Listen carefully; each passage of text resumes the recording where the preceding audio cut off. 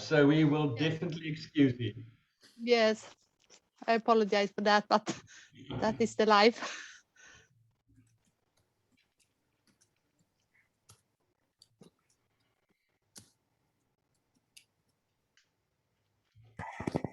Now we are recording. Okay, so we'll start on the 0. Is it counting down? Yeah, yep, it's counting down. Hello, Gonda. Is Patrick here? Patrick. Hello, good morning.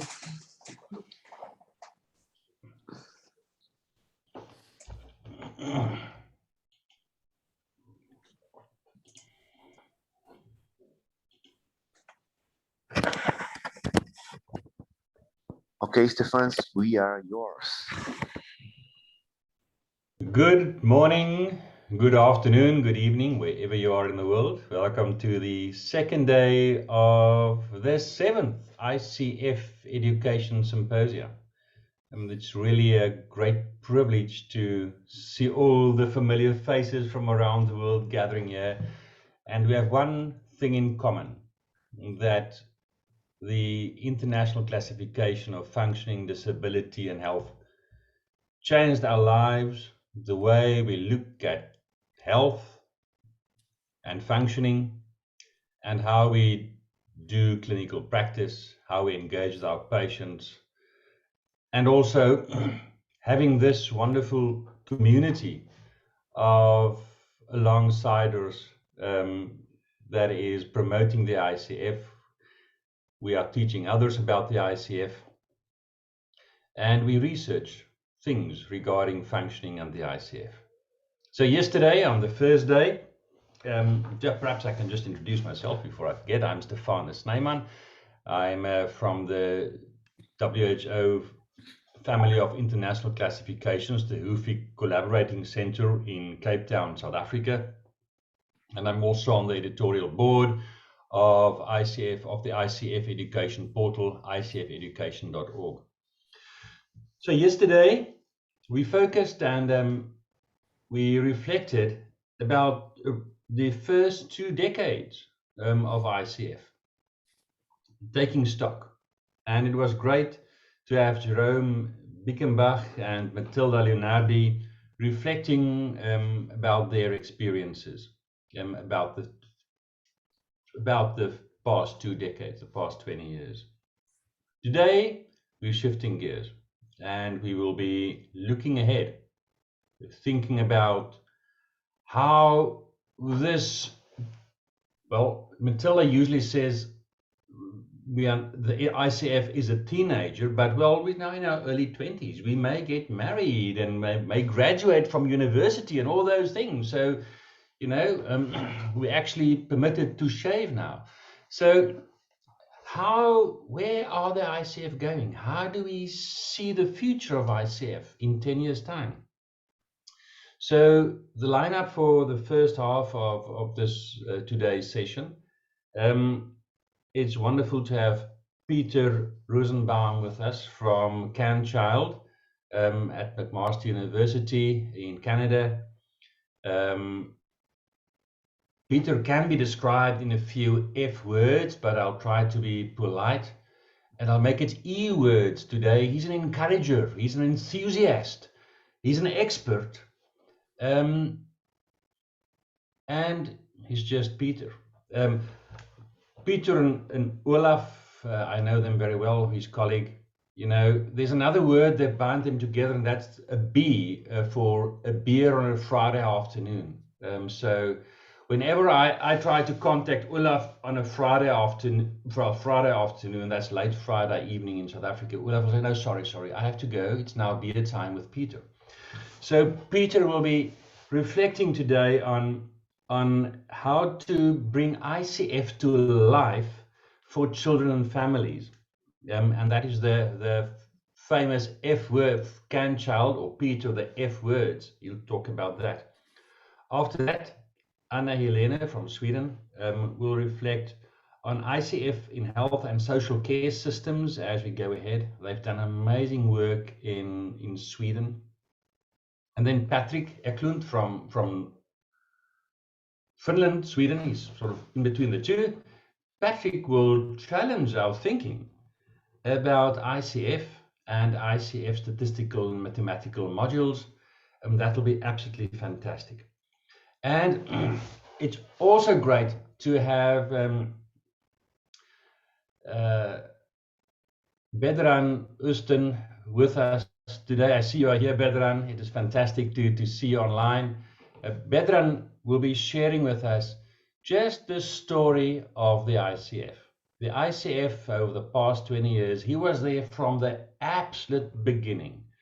And it will be such a privilege to have Bedran reflect on ICF and to tell us the story. He wasn't able to be here yesterday, and it's absolutely wonderful to have him here. He is the history, and everything is in his head, and it'll be great to reflect and celebrate ICF's 20th birthday with him.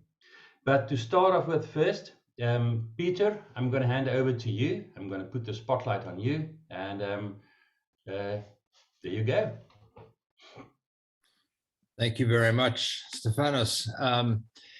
What I would like to do is to tell you a story about the work that we've done to bring the ICF to life for children and families. And you've already had a bit of a preview of the talk.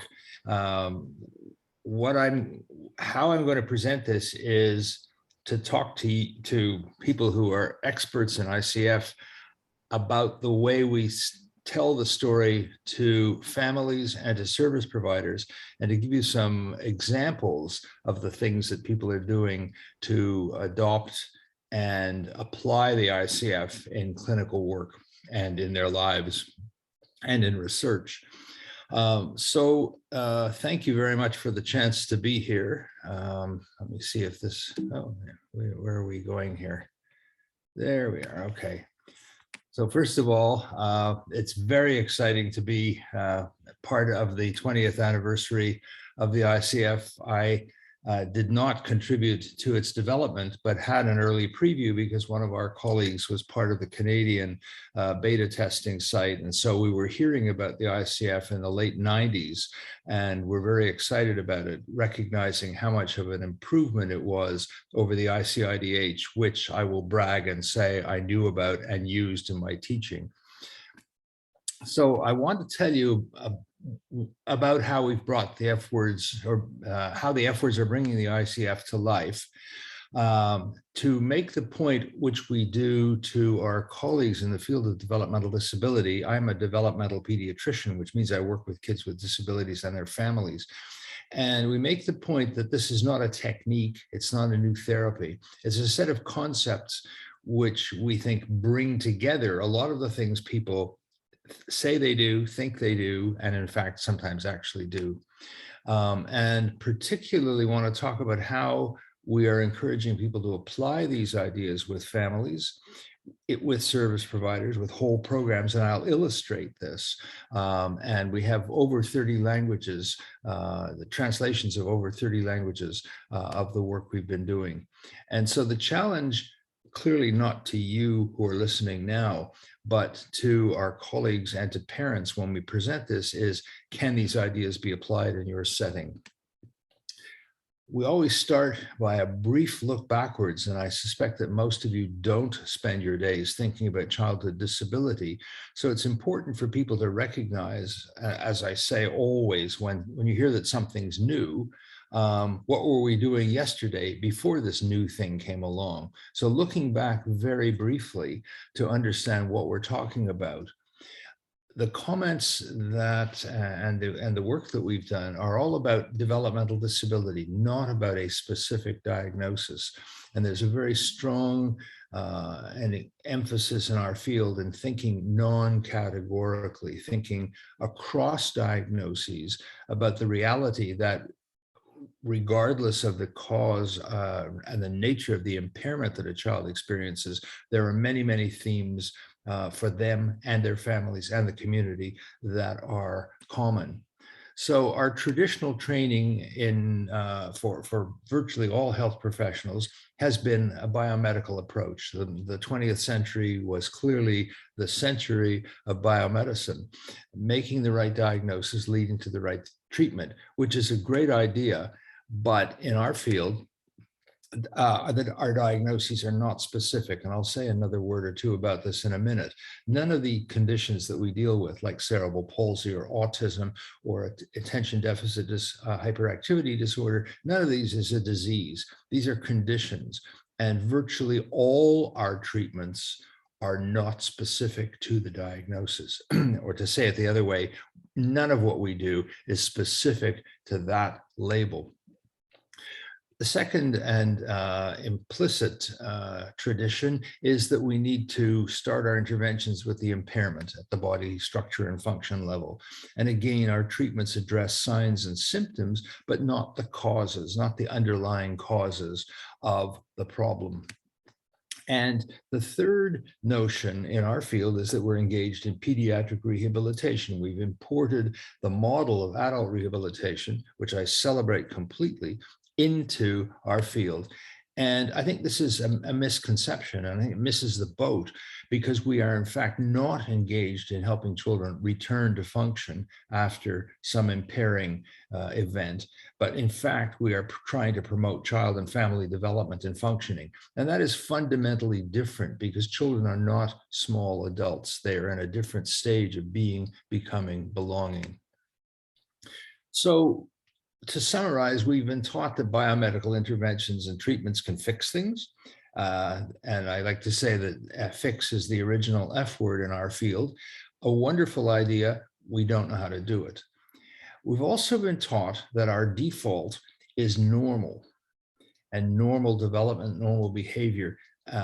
Completely silly idea, and I'll say more about that in a minute.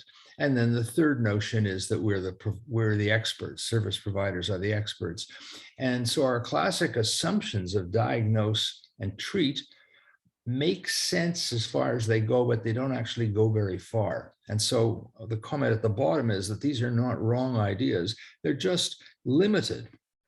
And I'm going to try to show you that there are other ways of thinking, not surprisingly based on the ICF. So the changes, as I've said, the changes in our field are conceptual rather than technical. They reflect a variety of developments in the world around us. So obviously the ICF for us is one of the major forces that's changing things. And we see these changes having a significant impact on how we think clinically, how we frame our services, how we frame our research, and hopefully how we teach our learners and families. And I think there is an enormous amount to be done in teaching health services professionals from an early stage. And I'll illustrate these ideas as we go along.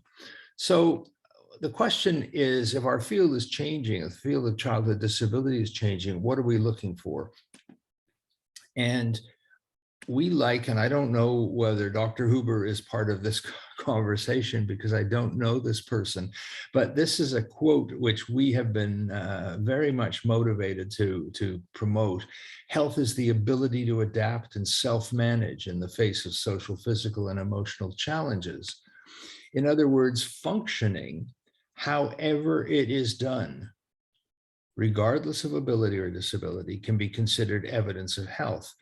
And this really impels us to think about helping children and families to adapt, to promote ability, however it is done, to think about self-management, to think about functioning as a key component of health. And of course, the ICF strongly underscores this. And so in our field, we need to be able to support children who have problems functioning.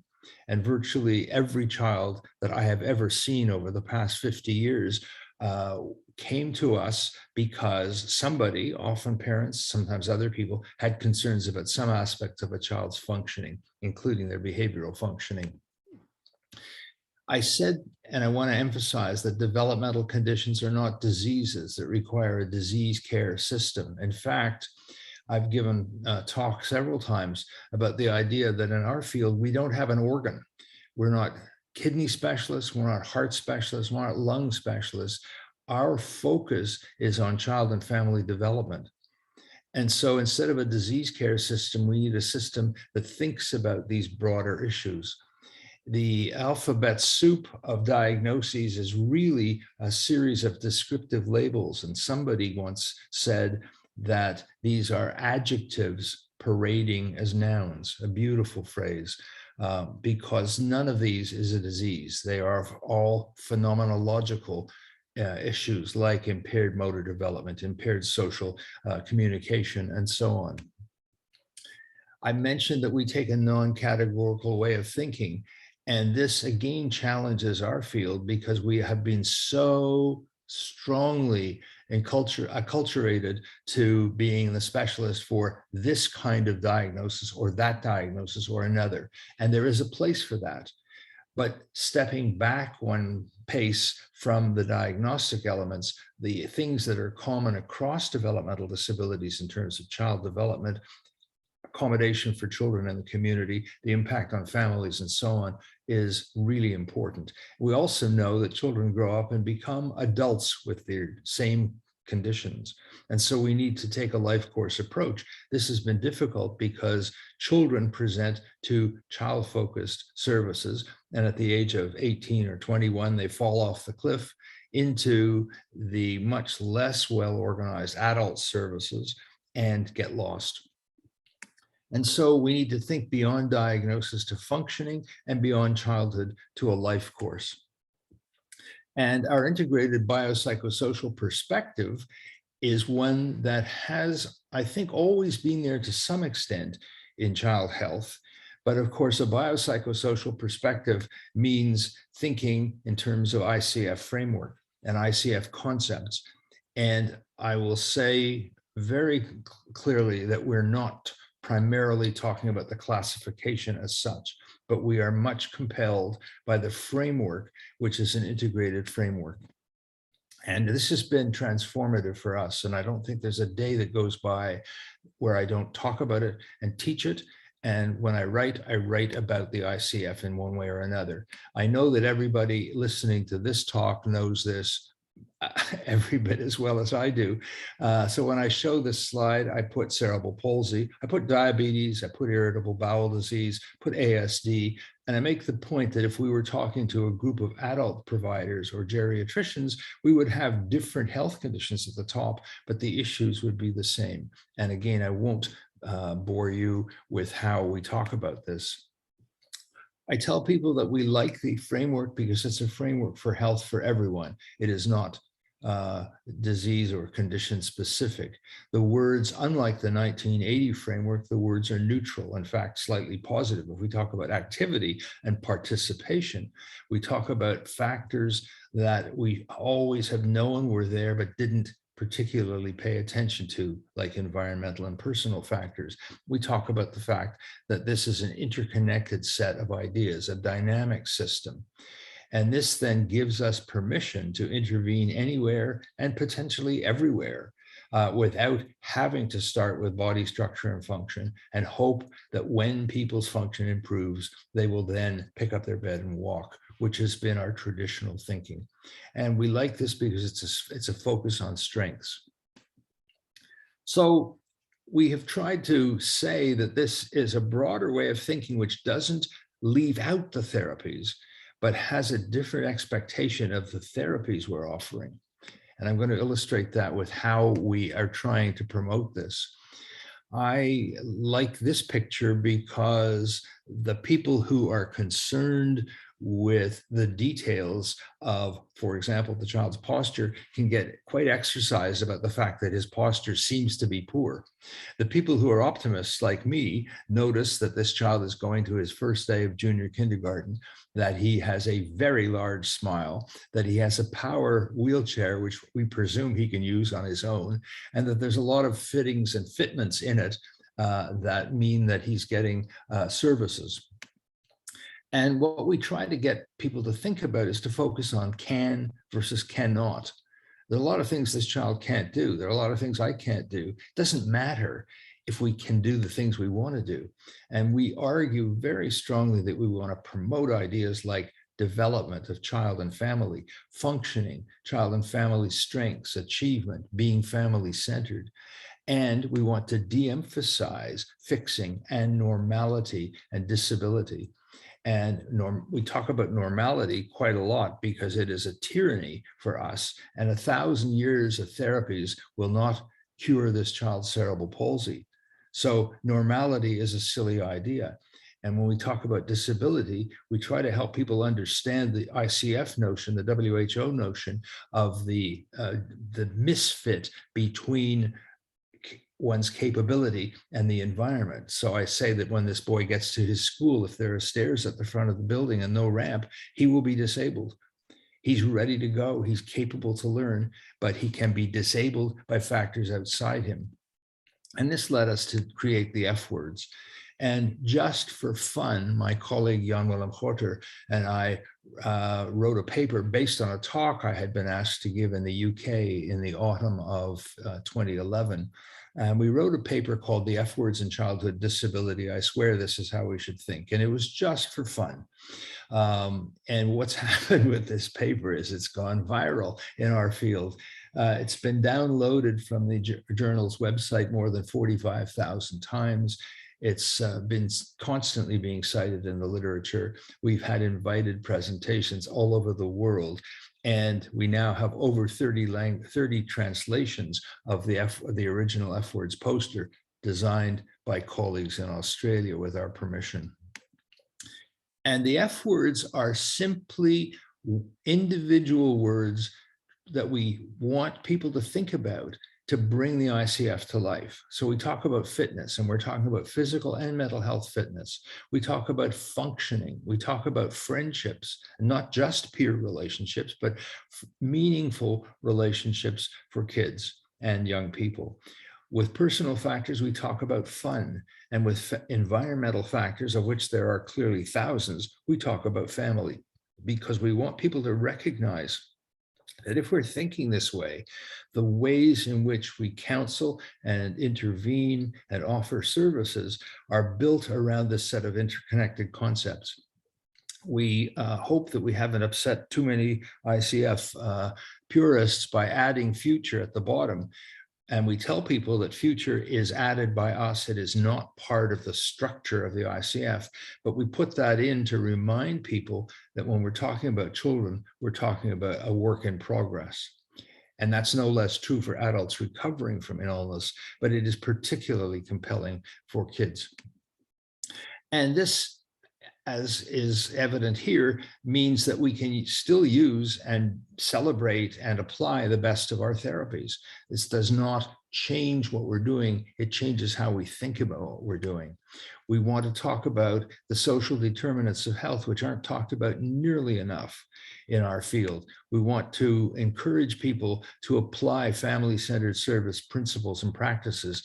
And we want to remind people that we're talking about not a case of this or that, but an individual with cerebral palsy or autism or intellectual disability or developmental coordination disorder. And this is the way that we've tried to bring these sets of ideas together. So the ICF framework and the smaller boxes is there, along with what we mean by fitness, functioning, friends, and so on.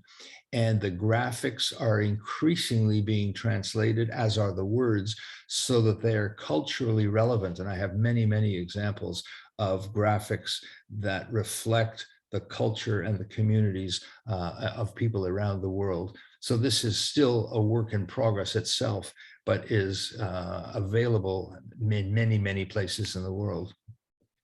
And I think it's fair to say that we've not thought about things in this way before, but you can say, all right, that's very nice. Now what about it? And so we then turn to people and say, all right, here's your challenge as service providers, as families. Talk and plan together, look for opportunities to share these ideas. And we have a huge amount of evidence that families like and embrace and apply these ideas. Our colleagues need to understand them, community leaders, policymakers, researchers, and we have evidence of all of these things happening. And again, this is not telling people they're doing things wrong. It is to say there is a much bigger canvas than we have traditionally paid attention to. And everything I'm going to show you is available for free on our website. We're the only CAN child in the world, CAN for ability and CAN for Canada. And people say, yeah, we know this already. And so rather, when we present, we don't say, we're smart, you're not. We say, these are concepts you probably are aware of. These may be things you're doing. We're not saying that you need to start doing things differently. We're saying that this is a framework that will allow you, as it does us, to integrate the things we're doing, to talk about them in a consistent way, to expand beyond the biomedical, and to have fun doing it. So a few examples. How can families and children move the F words ideas into practice?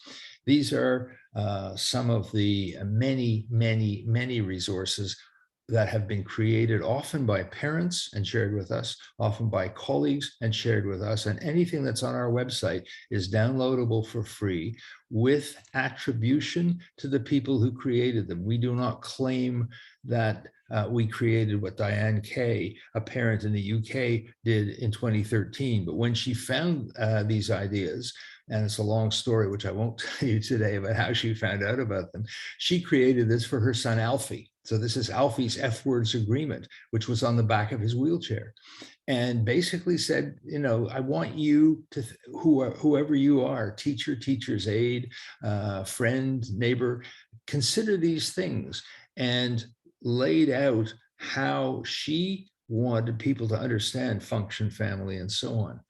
And another parent said to me, the agreement represents an informal but serious pact between the child and whoever they rely on for support. This is an F words profile, one of the early versions of things. And here you see that you can put a photograph of the child in the upper left. You can have a little bit of information about the child, their birthday, where they live, what languages they speak. And then a statement either by the child or about the child, my strengths or how I do things in terms of functioning. What's the structure of my family? How do I stay fit? And so on. And this parent, another parent, said, you will gather information from reports, testing, and individual educational planning goals. And this will give you an invaluable insight into my son's needs.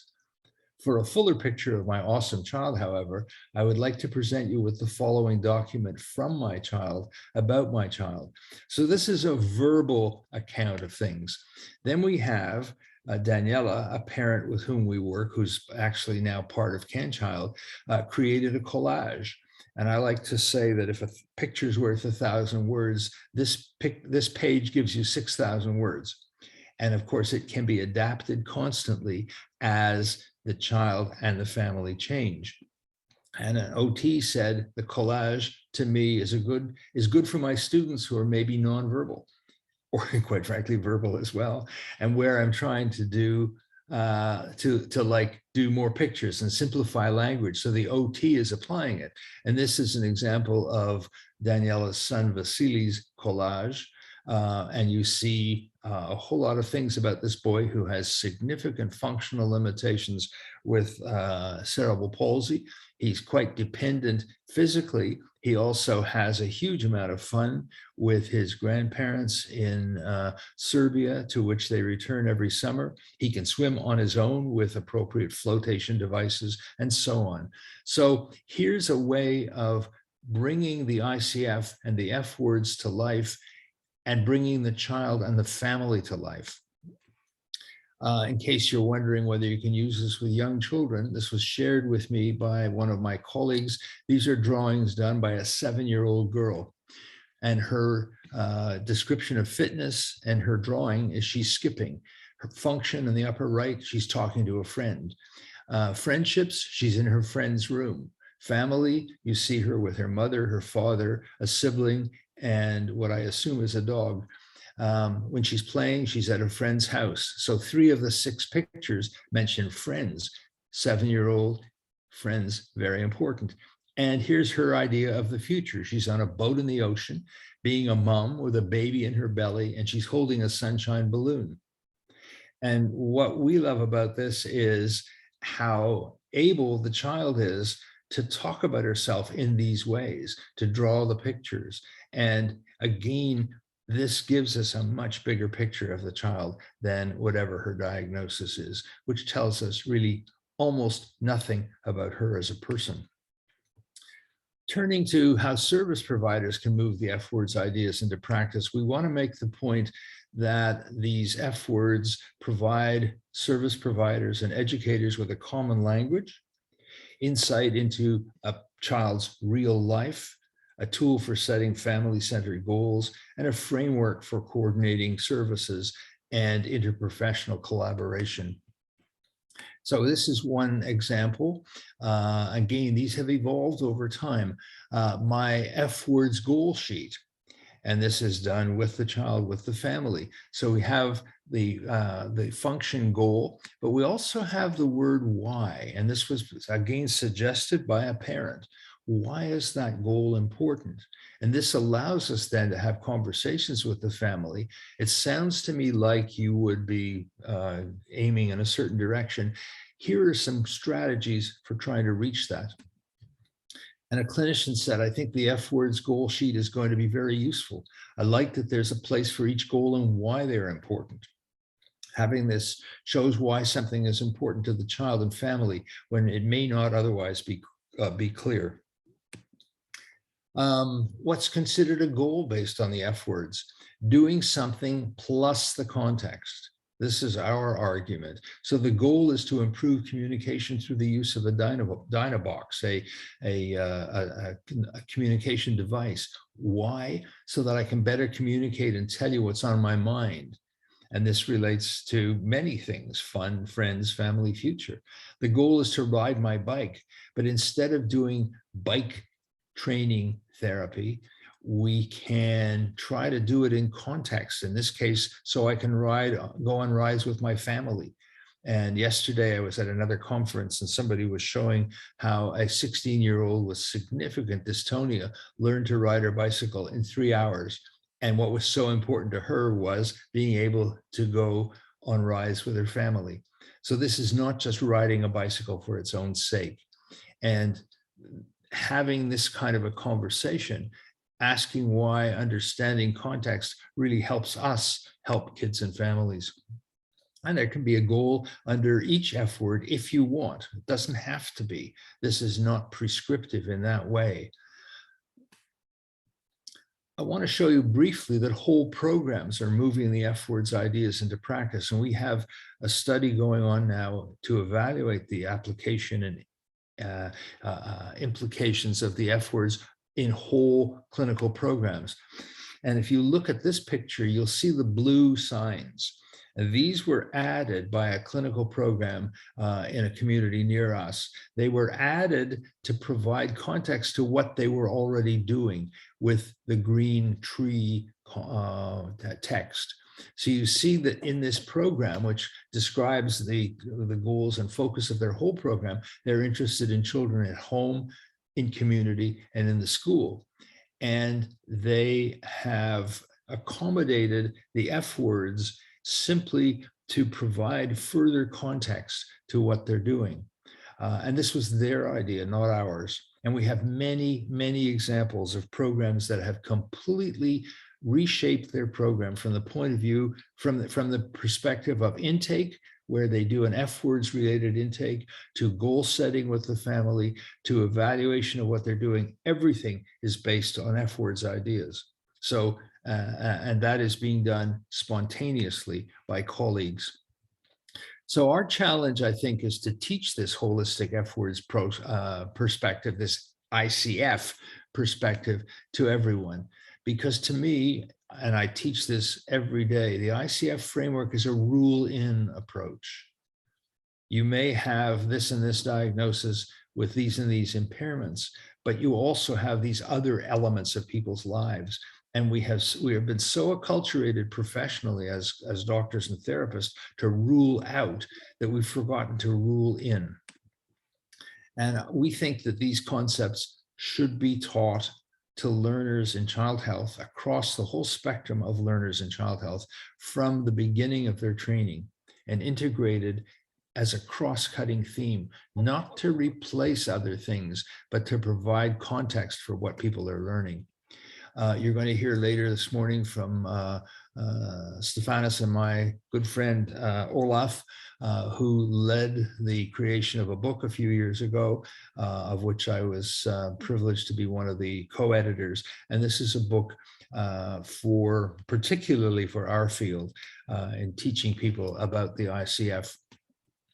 So that's as much as I'm going to say. I hope there's opportunity for questions. I love to hear and be challenged by other people's uncertainties or confusion. So I hand it back to Stefanos, and thank you very much.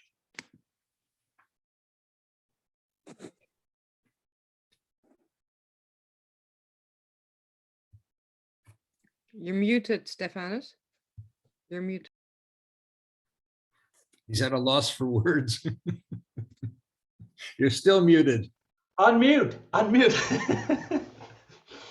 Probably the most spoken word the past year, anyway. You are muted. Thank you so much, Peter. It's always great just to hear and to see how you just liberated ICF and make it practical on the ground for patients, for kids, for parents.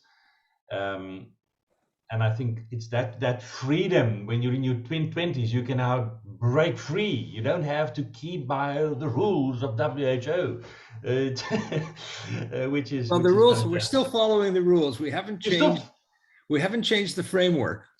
You haven't changed the framework. I mean, Gonda is here. I mean, they did some daring stuff to turn the framework upside down. But we'll get to that later on. But I think it's just that was so fantastic. I just want to get you on the screen too while I'm talking to you. Sorry, where are you, Peter? There you are. It's just if I talk, you'll see the box light up. I'll see you. Yeah. Somehow I can't put two people at the same time on the screen. Let me just remove my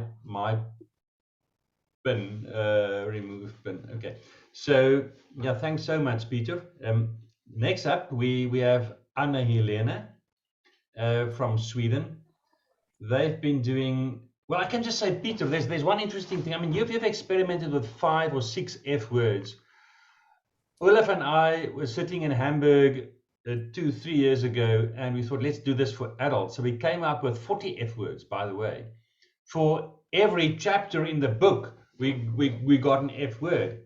And we now have a online course, Fire Diabetes in 40 days, with 40 F words, how to fire diabetes, type 2 diabetes. So that was also quite fun. Anyway, so the Fs are growing, not just by component, but by chapter. Anna-Helena is an occupational therapist from Sweden. She's been doing great things in Sweden, especially in social services, and how they've been applying ICF in Sweden in social services. So Anna-Helena, what you are doing, most of the countries represented here are really looking forward and wish we can do that. So we are looking forward to learn from you. Welcome. Thank you so much, Stefanos. Maybe I stop my video because my connection are unstable. Is that? That is good. That's fine. Yeah. I think I will do that. Thank you so much for this opportunity, Stefanos and Eduardo, to have a presentation about how we are supporting the use of ICF in health and social care systems in Sweden. And I am working at the National Board of Health and Welfare, and also as an expert for ICF and ICI at the Nordic Collaborating Center. And the National Board of Health and Welfare in Sweden are the authority for health and social care and services. And they are responsible for a wide range of activities and many different duties, such as for health and social care and services, and for patient safety and epidemiology, sorry for that, And we also have a lot of register at National Board of Health and Welfare. And in Sweden, we have specific person numbers, so we can collect data at individual level. I can't shift. What is that problem? So, in Sweden, we have 290 municipalities and 21 regions, and the regions are responsible for the healthcare in hospital, open, specialized care, and primary care. And the municipalities are responsible for social care and services and healthcare in special forms of housing and ordinary home. And in the municipalities, for the healthcare, nurses, occupational therapists, and physiotherapists, and sometimes dietitians are working. The physicians are working in primary care, but they are also responsible for the patients who receive a municipality's healthcare. The National Board of Health and Welfare are responsible for these health-related classifications.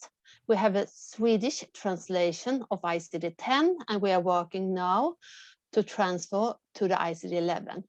We have a Swedish version of ICF. Then we have two different interventions classifications, one for healthcare and one for social care interventions. And the classifications of healthcare interventions have two parts, one for surgical interventions and one for medical interventions.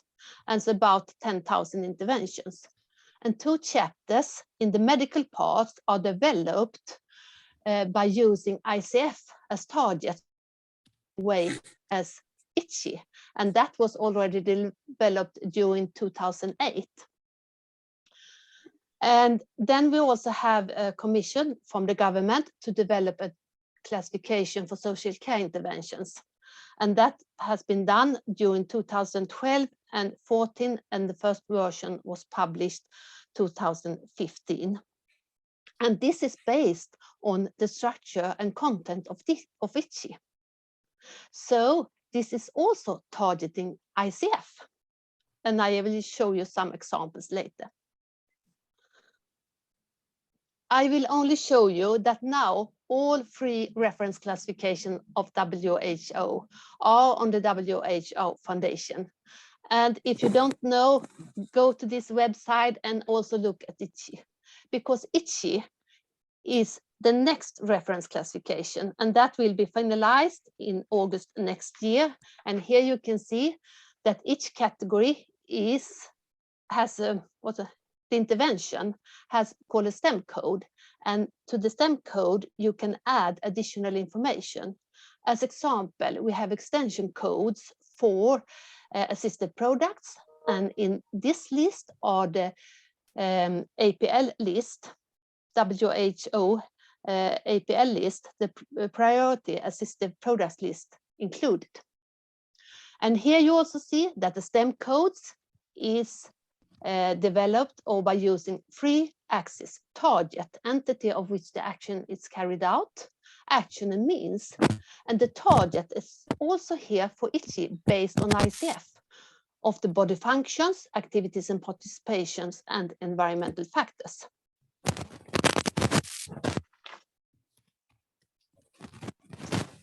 In Sweden, the National Board of Health and Welfare was commissioned by the government to focus on the needs for elderly persons and persons with disability within social care and the municipalities' healthcare. Since several years ago, so this work started about 2008-09. And we started to describe the process and to identify the information we can structure with using ICF as example for describing functioning in goal setting and needs assessment and for follow-up results. We look at different electronic health records and saw that goal setting was not usual for all patients. So then we also promote to use goal setting. And in Sweden, we also have regulations and general recommendations for documentation of information in the records, both in health and social care, and we have to use unambiguous terms. And the classifications are general recommendations to be used. For that, we also have SNOME CT. We also have or are using ICF in different physicians certificates as example to assess workability in an electronic certificate. And in the insurance medicine decision support, we have developed subsets for about 115 different diagnoses, which are available in the electronic certificate to support the physicians to describe functioning and activity limitations in relation to their work to assess workability. And we also have in other different physician certificates. We have VODAS, the manual and the question in the Swedish, and I use especially in the mental health care. We also have 33 DRG groups for rehabilitation that we use ICF. And for statistical purposes, we are not at the moment using ICF for collecting at national level, but we support to use ICF at local and regional level for statistics.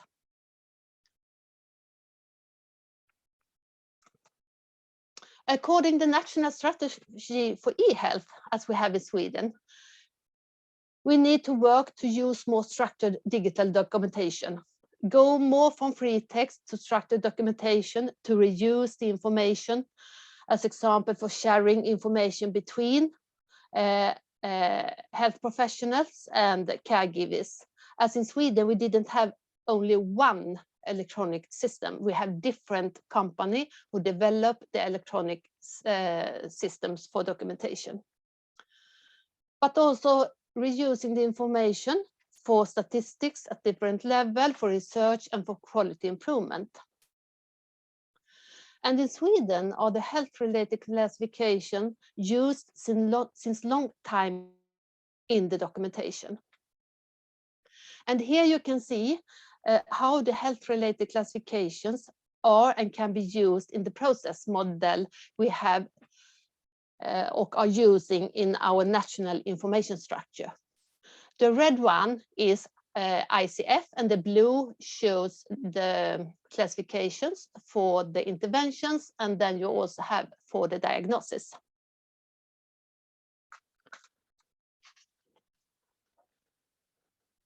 And here we also highlighted the importance of needs assessment and goal setting for assess the needs to make it possible to follow up the results. Because if you don't set a goal with the patients or persons, how can you then evaluate and follow up the results? So it's really important with goal setting together with the patient. And here I will show you a use case of ICF and the KVO for healthcare in the municipalities. We have developed subsets since long time ago, and that subsets is multi-professionals. And you can see the number of ICF categories for the different components. We also develop subsets from our national classification of healthcare interventions, as you can see. We update these subsets every year, and since 2019, it's mandatory to report individual-based data on performed health interventions reported by using KVO. And the performed health interventions should be done by licensed health professionals for each patient per day and have to be reported every month.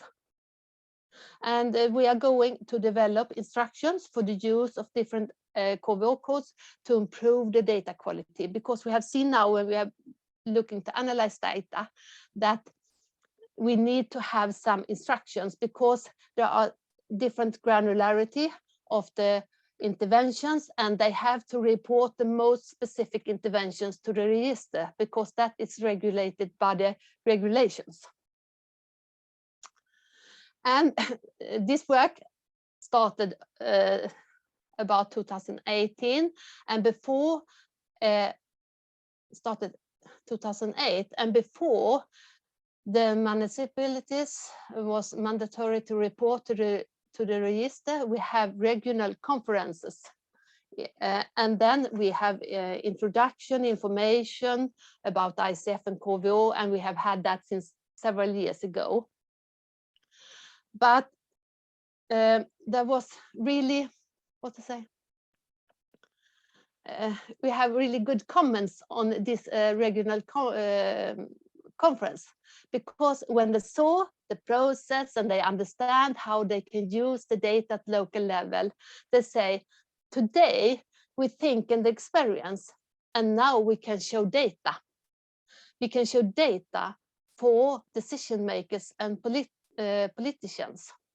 We can use the data for follow-up, for work with quality improvement, and for following trends during the years, but especially for local and regional level, not only for national level.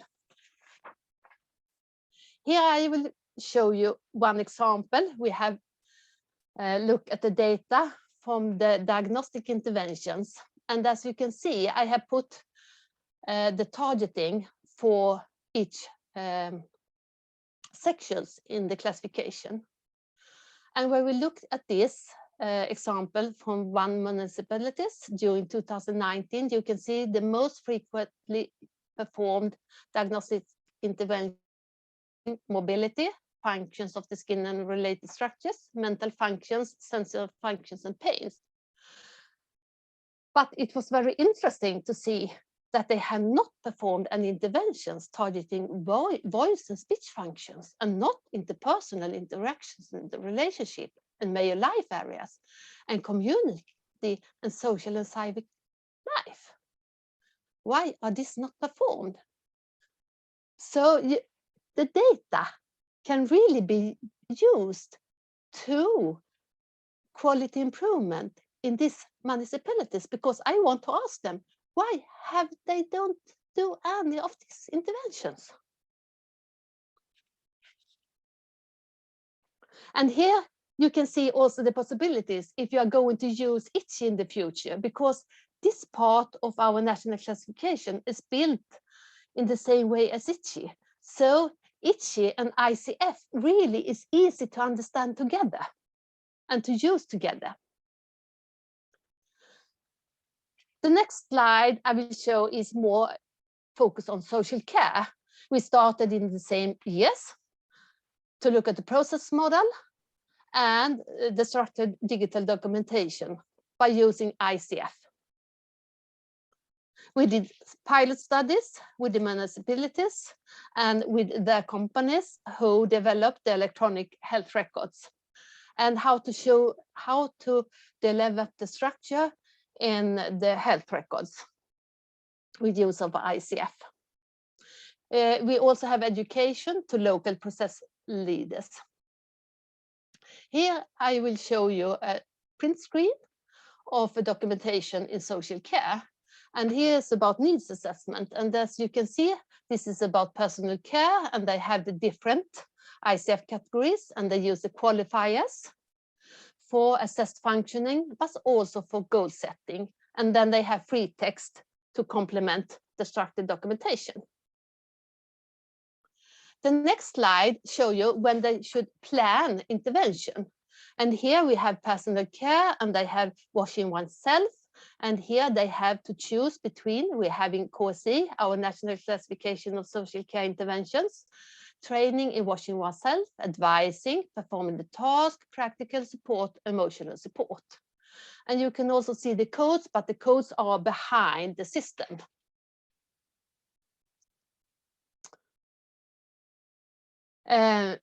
We make a survey of the use of ICF in the municipalities every year. We do not do that in the regional healthcare.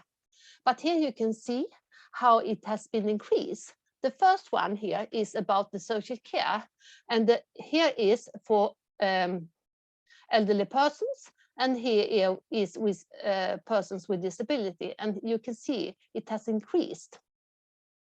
And that is the area we have worked more with use of the ICF. In healthcare, for the in ordinary home and in special homes, forms of housing, it has increased. And the last year is about 84% of the municipalities use ICF in structured documentation.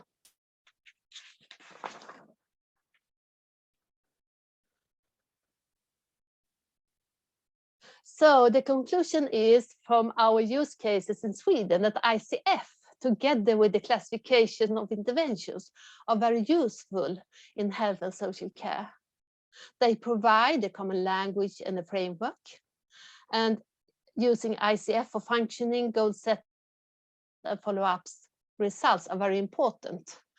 And also to use the classification of interventions to describe what you have planned, performed, both in the investigation section, in the treatment supporting, and also for follow-up. So you really can evaluate, have the interventions and the results. They can be used in structured documentation in the electronic health record. They make possibilities to comparisons of data, both at local, regional, and national level, and to work to follow up and for quality improvement. And we will continue to support the use of ICF in different areas. Thank you so much.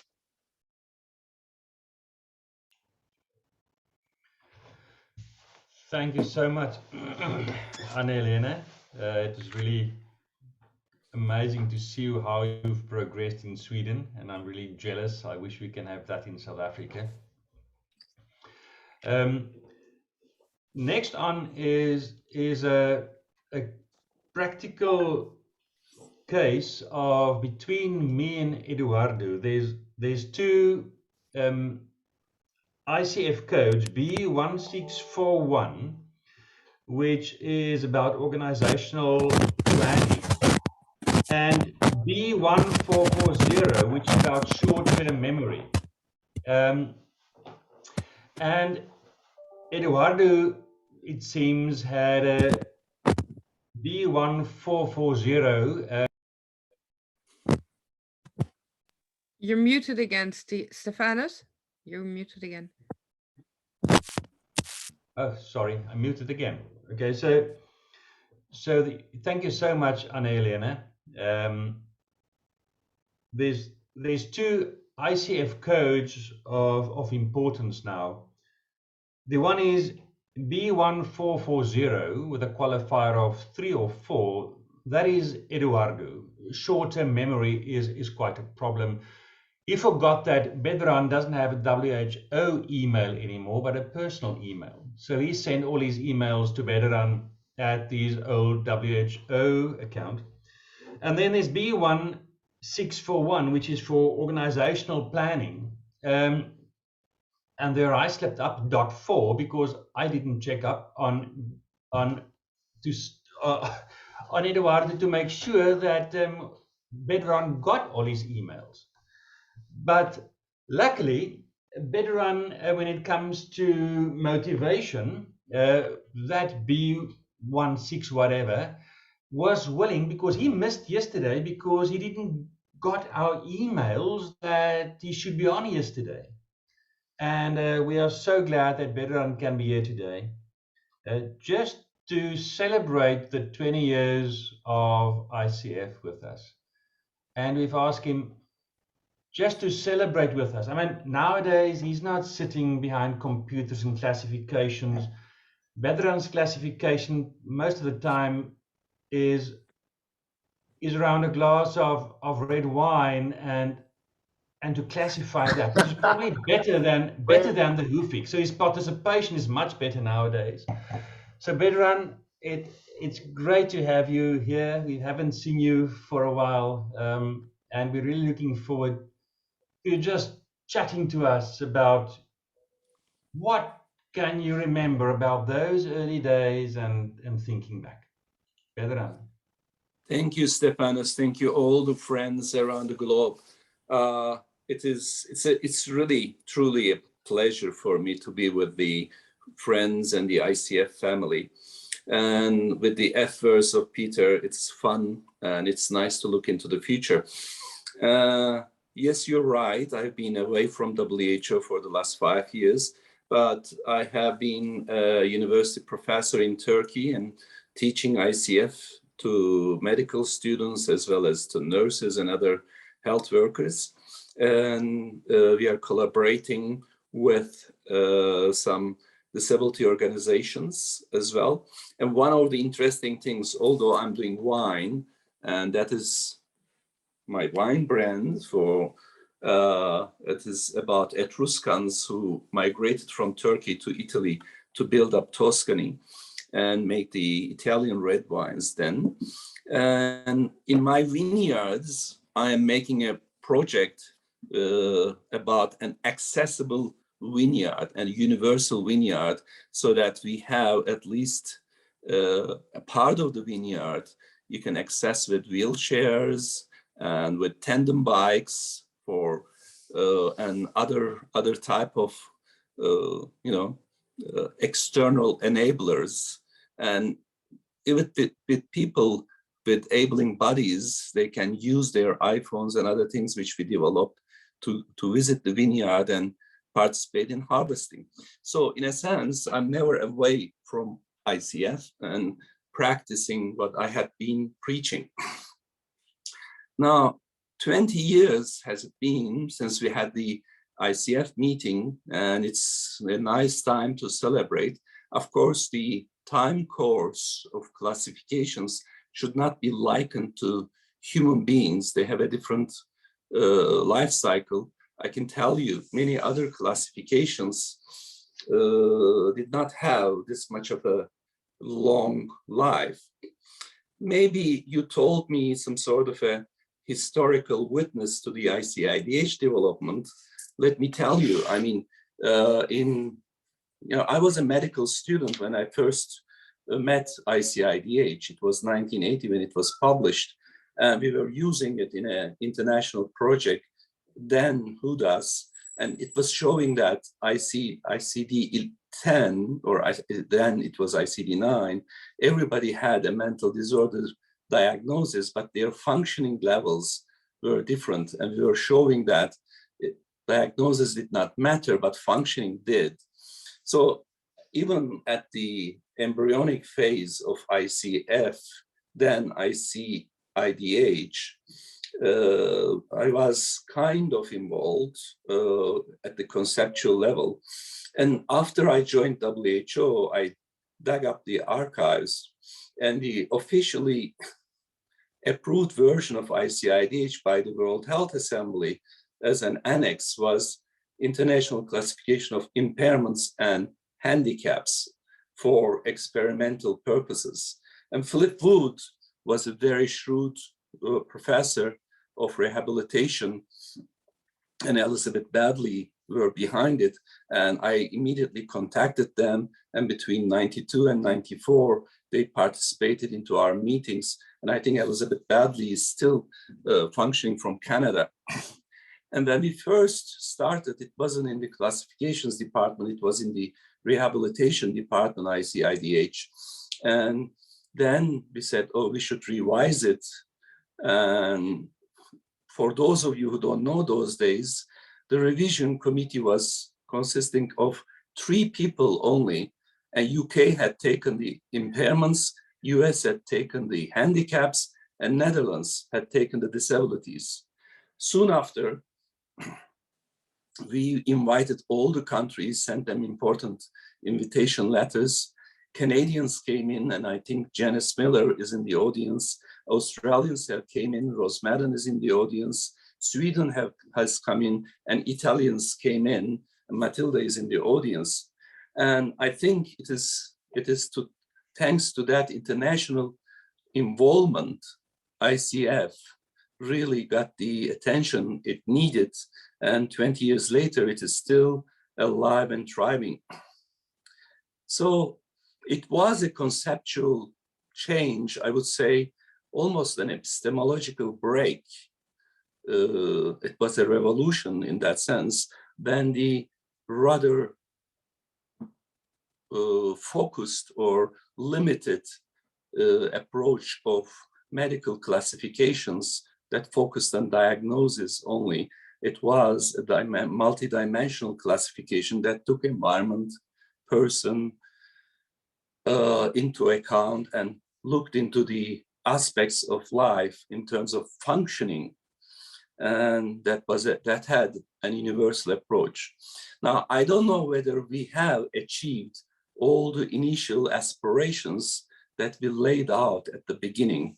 Still, in Turkey at least, and in some of the countries that I go and speak about ICF, I still see that they take ICF as for a minority model, but it is slowly passing on to be applicable universally. And one thing I'm proud of that I had written into Gro Harlem Brundtland's speech that was heralded in Venice, in Italy, in the inauguration meeting. She said, "I will give you a secret, health is functioning." And I think that is the summary statement of ICF. Health is functioning. So given today what I heard from Peter, Maria Elena, I think ICF is very well established. Now we have a worldwide family that supports it, friends, and we are developing it without limits or beyond limits. And I think it has really come to measure what it was meant to measure or evaluate, and it has been useful in that sense. But I think let us celebrate this. I should like to point out to you that the next 20 years of ICF will be more crucial because those were the youth years and we were spreading the word. Now, we really have to prove what we preach is correct. Now, I have gladly observed that ICF has been put into the Hufik Foundation. So that is a very good basis in terms of maintaining it, making it sustainable across different applications, because now is the digital age and we should put ICF into the e-health records, as Ann-Helena in Sweden has demonstrated us. If we are out of that, ICF will be handicapped, if you will. And I think one of the successes that I observed gladly was that if you don't tell Daddy what the problem is, then he can't. He said, "Is it about time? Do you want your turn?" If you don't answer him, he can't help you. Do you understand that? No, I don't understand that. Sorry. Anyway, do you hear me? Yes, I think that was a small F word, a child in the background, so it's fine. You can go on. No problem. No problem. That's fine. I mean, I would like to just tell you, my colleagues, I'm a psychiatrist and I still continue to practice psychiatry gladly. And one of the successes, which is not well known, is that into the DSM-5, Diagnosis and Statistical Manual of Mental Disorders, to the Access 3, which was formerly Global Assessment of Functioning, HUDAS has been suggested to replace it. And many people are using HUDAS in terms of how well it functions, how well the patients with mental disorders function. So I think this should be one of the directions. So we should get ICF into the e-health record systems, and we should get all the assessment tools, be the checklists or evaluation tools, into the practice, be it healthcare or social care, and get ICF into the national legislation. And one of the things, for example, I didn't see in the literature, I mean, this is not a criticism to us, but we should use every opportunity. And, you know, we were struck by this COVID-19 pandemics, and everybody is measuring COVID with, you know, the PCR tests and vaccination and this and that and the other. But the long-term COVID is there. And, you know, in Turkey, our students are carrying out a project on long-term COVID, and we are using ICF as a measure of functioning there as to if there is a decline in functioning after COVID infections and so on. But I haven't seen in Google any information that uses ICF with COVID. The reason I'm saying this is, you know, we should use every opportunity to get our word known. And of course, people who have any medical condition may have a decline. It is not for only people with identified minority model-based disabilities. I think we should make sure that all the health adjusted life expectancy measures and health related quality of life measures should be based on ICF. So that is what occurs to me right now without mumbling too much. I didn't show you any slides because, as I said, thanks to Matilda Leonardi tagging me in an ICF post, I learned about this meeting. Otherwise, I would have been totally at ignorant. And so thank you for inviting me. This is the first ever meeting since I left WHO that I participated into a WHO related meeting. So it has a special meaning to me too. Thank you. Bye. Thank you so much, Bedran. Thank you for your time. Please stay on for the panel discussion if it's possible. It will be great just to, Sure. as we reflect on the future of ICF. So next on is Prof. Patrick Eklund. We've learned over the past hour very practical, fun way of engaging with kids and making it very practical in a family way, a tangible way of engaging with ICF, with the F words. Anna Helena and people in Sweden, how they are using ICF in social care services and how that's making an impact there. Better on reflecting on the past 20 years, but also alluding to the importance of grabbing every opportunity. For example, the fact that ICF is sort of not an orphan anymore, but into the new web-based platform that was developed for ICD. Patrick is thinking on a total other level. He's a mathematician. He does things that I don't understand, because probably I'm just too stupid for it. But he's thinking about how can you really use mathematics and mathematical modules in bringing ICF and classifications to life. And he's been doing research on this and thinking about the importance of ICF in the future and mathematical modeling and classification. So Patrick, I'm looking forward to listen to you again. Hopefully I'll understand a bit more this time around.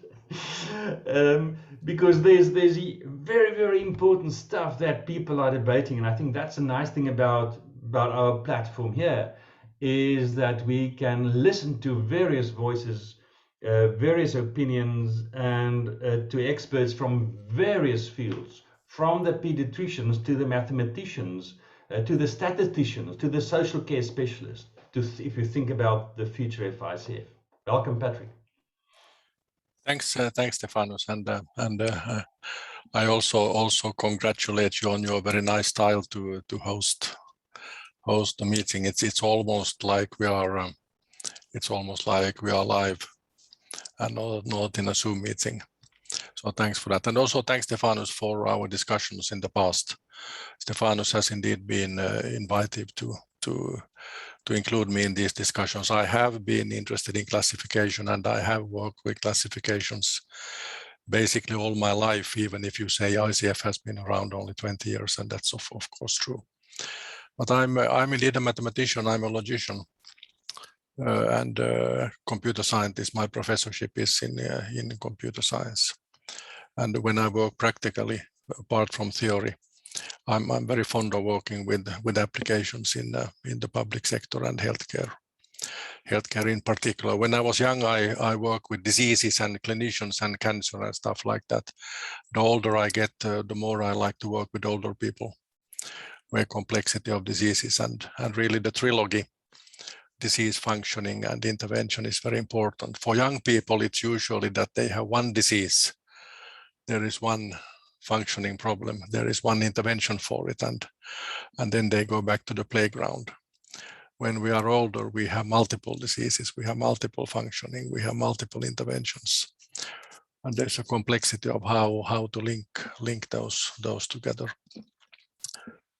I was happy also for Bedirhan that he didn't use slides, even if it was almost like an apologetic, but I'm happy about it because I also actually don't have conventional set of slides, but I will explain a little bit some detail, hopefully as kind of an introduction, a little bit of a tasting situation, and I will show you also some links where you can learn more, and I invite you to learn more if you wish on these logical things.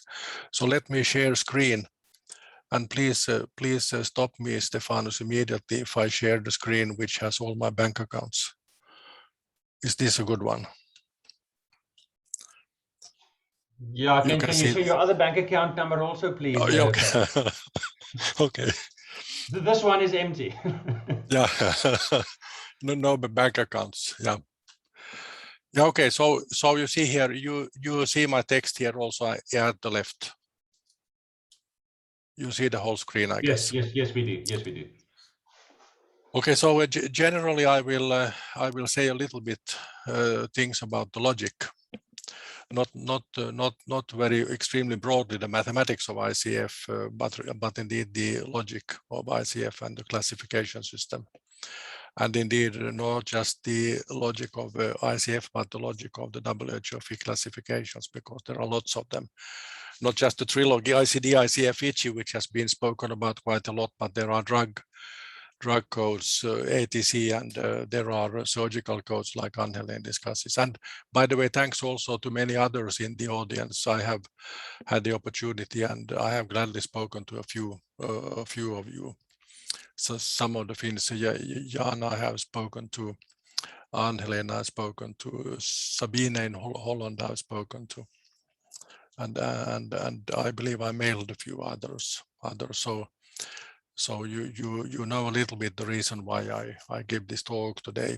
And also thanks to Stefanos that I know I'm stepping on a few toes, and so Stefanos had said, that's fine, Patrick, but take one toe at a time. Don't do all the toes at the same time. So thanks for that too.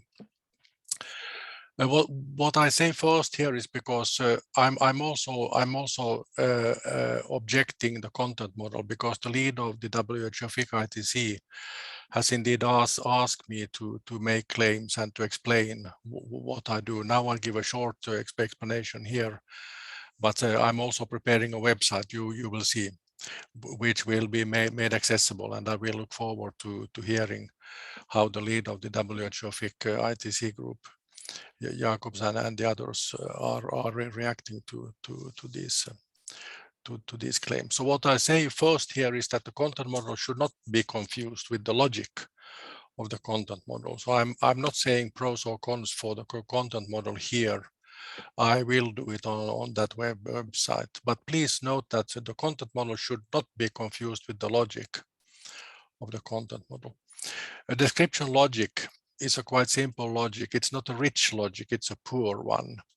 And the logic of the content model is based on DL, on description logic. Not to say that the content model is poor. There's a reason why the content model has chosen description logic, and it's not for me to respond to that. What I'm saying here is that a richer logic would make a content model of any kind more powerful than a content model which is using a poor version of logic like the description logic. What I also say, what I also to note that SNOMED is also based on description logic, I should say. What I say here is that health ontology has been seen as suitably based on DL. Why? And I think maybe because web ontology is based on DL. And then the reasoning perhaps is that if it works for the web, it works for health. And I think nothing can be more wrong, because the reason why we want a simple logic for the web ontology is because web information is very broad, very general, very unstructured, whereas health information is very structured, very specific, and it really needs, according to my claim, it needs a richer logic. So the adoption of a description logic for health ontology because it works for web ontology is what I provocatively have called the mistake of the century.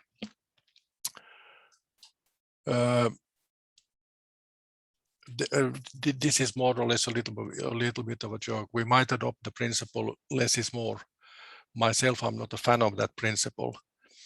And if I think it has been derived something in this way that we say that more is wrong. So we claim that not more is more, because that actually is sometimes true. But to say that not more is more is the same that more is not more. You are making a severe mistake.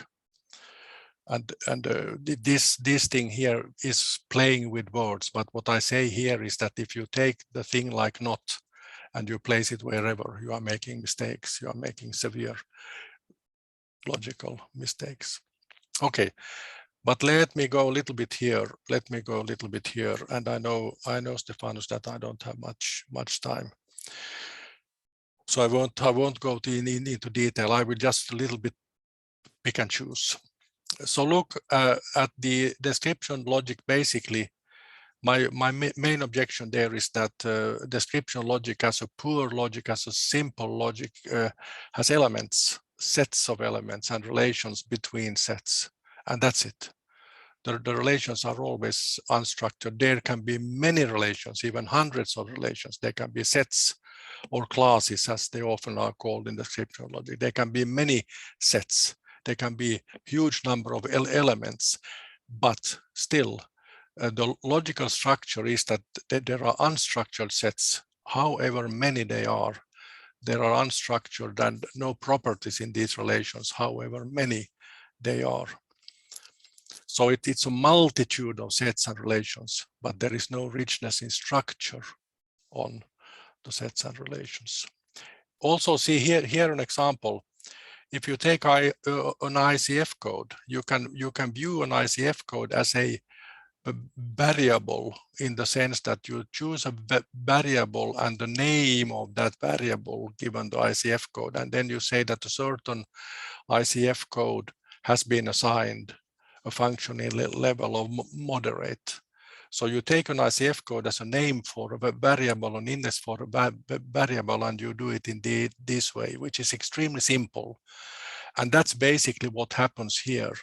And then you stop there, and then you work with description logic. It's too simple. Another way is to view in this way, which is not actually included in ICF at all, which is extremely far away from ICF. But you could also look at a mechanism or a procedure that assigns a value to a particular functioning. I mean, it might be a nurse, it might be a clinician, it might be an evaluator, it might be a parent, it might be a person. mechanism of some sort that, given a certain functioning, assigns moderate to that particular functioning for a particular person. But this means that if there's a human behind the mechanism, this human may be more or less experienced to set such a value. So there is a certain uncertainty on the mechanism. That mechanism could be trustworthy, it could be common, it could be dubious, or it could be thoughtful, routine, clumsy. So then if you have two mechanisms, A and B, that are setting values for ICF codes, then you might have one mechanism is thoughtful, the other mechanism is clumsy, who sets severe, the thoughtful one sets moderate. How do you then really aggregate this information? ICF does not. I'm sure ICF is aware of these things, but it excludes it. So what I say here is that adopting less is more means that you are excluding things from the outside. Also, let me give a caution here. Some are viewing these moderate and severe and the other ones on that list of 5 as numbers. And this is a clear mistake, because if you choose these to be 2 and 3, and then you start to aggregate using arithmetics, in some case it might be okay, but a severe mistake you are doing there is that arithmetics, as you know, 2 plus 3 is 3 plus 2. So what you are then automatically saying that you can aggregate them in any order, which means that you are not making any attempt whatsoever to make an order relation a priority between the codes. So if you have a higher priority for a function that is moderate, a lower priority for another code that is severe, you don't care about the priority. The aggregation will be the same in both cases. And that is one caution, that you should actually not always convert these and view them as the index number in ICF and compute with them as numbers. I'll show you some examples on that. I won't go into all the detail. Those of you interested in a paper, I have a recent paper which explains a little bit the things I initially say here about the algebraic structure of that 5 scale. For instance, look here that if we would use the order that no is smaller than mild, moderate, severe, complete is the largest one, because 0 is smaller than 1 and 2 and 3 and 4. It's not the same logically if you consider it the other way around, that complete is the worst one and no is the best one. So depending on the computational machinery, you have to be aware of also of the order of the qualifications, not just the order of the codes. And let me also say, the way that you aggregate, if you see these now as symbols, not as numbers to compute with, but as symbols to algebraically combine, there are many combinations on how to combine the numbers.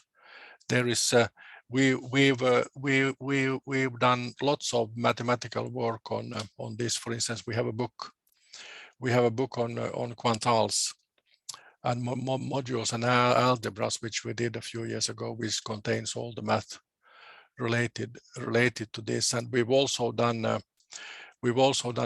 catalog of finite quantals where there are many options. So my point here is, as for example, if you choose arithmetics, you have just one, but if you choose algebraic models, you have many options to combine these numbers. This document has actually 9,000 pages. Let me finish, Stefanos, because I know I don't have much time. I invite you to, if you're interested to learn more, and now I have only showed you some appetizers, some fractions, because in 15 minutes I can't sell the story, and I will not even try to sell the story in quarter of an hour. But what I'm doing for your information, what I'm doing is preparing a website. I'm preparing a website under, I write it actually here. I write it actually here. That I'm preparing a website. I'm preparing a website which is called medela.com. You will not see much under that website at the moment, but it will look approximately like this, where I explain what I call the mistake of the century. I will explain more detail on the classifications. I will explain more detail on descriptional logic. I will explain more detail on the algebraic foundations, which I try to do a little bit today. And I will do more on the ontology side, and I will also discuss the content model. But I will not go into detail on the content model because, as I said, the content model must be distinguished from the logic of the content model. So I don't want to be critical about the way content is described, because that's a variety of things. So I think, Stefanos,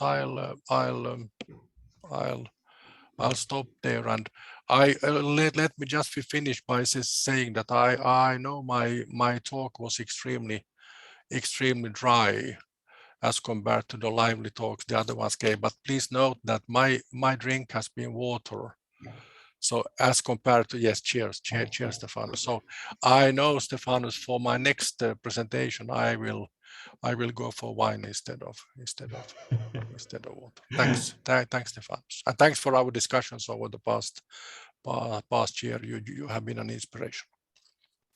Thank you, Patrick. If you can stop your slide share, yes, then I'm just gonna let me just quickly add the other panelists to the screen.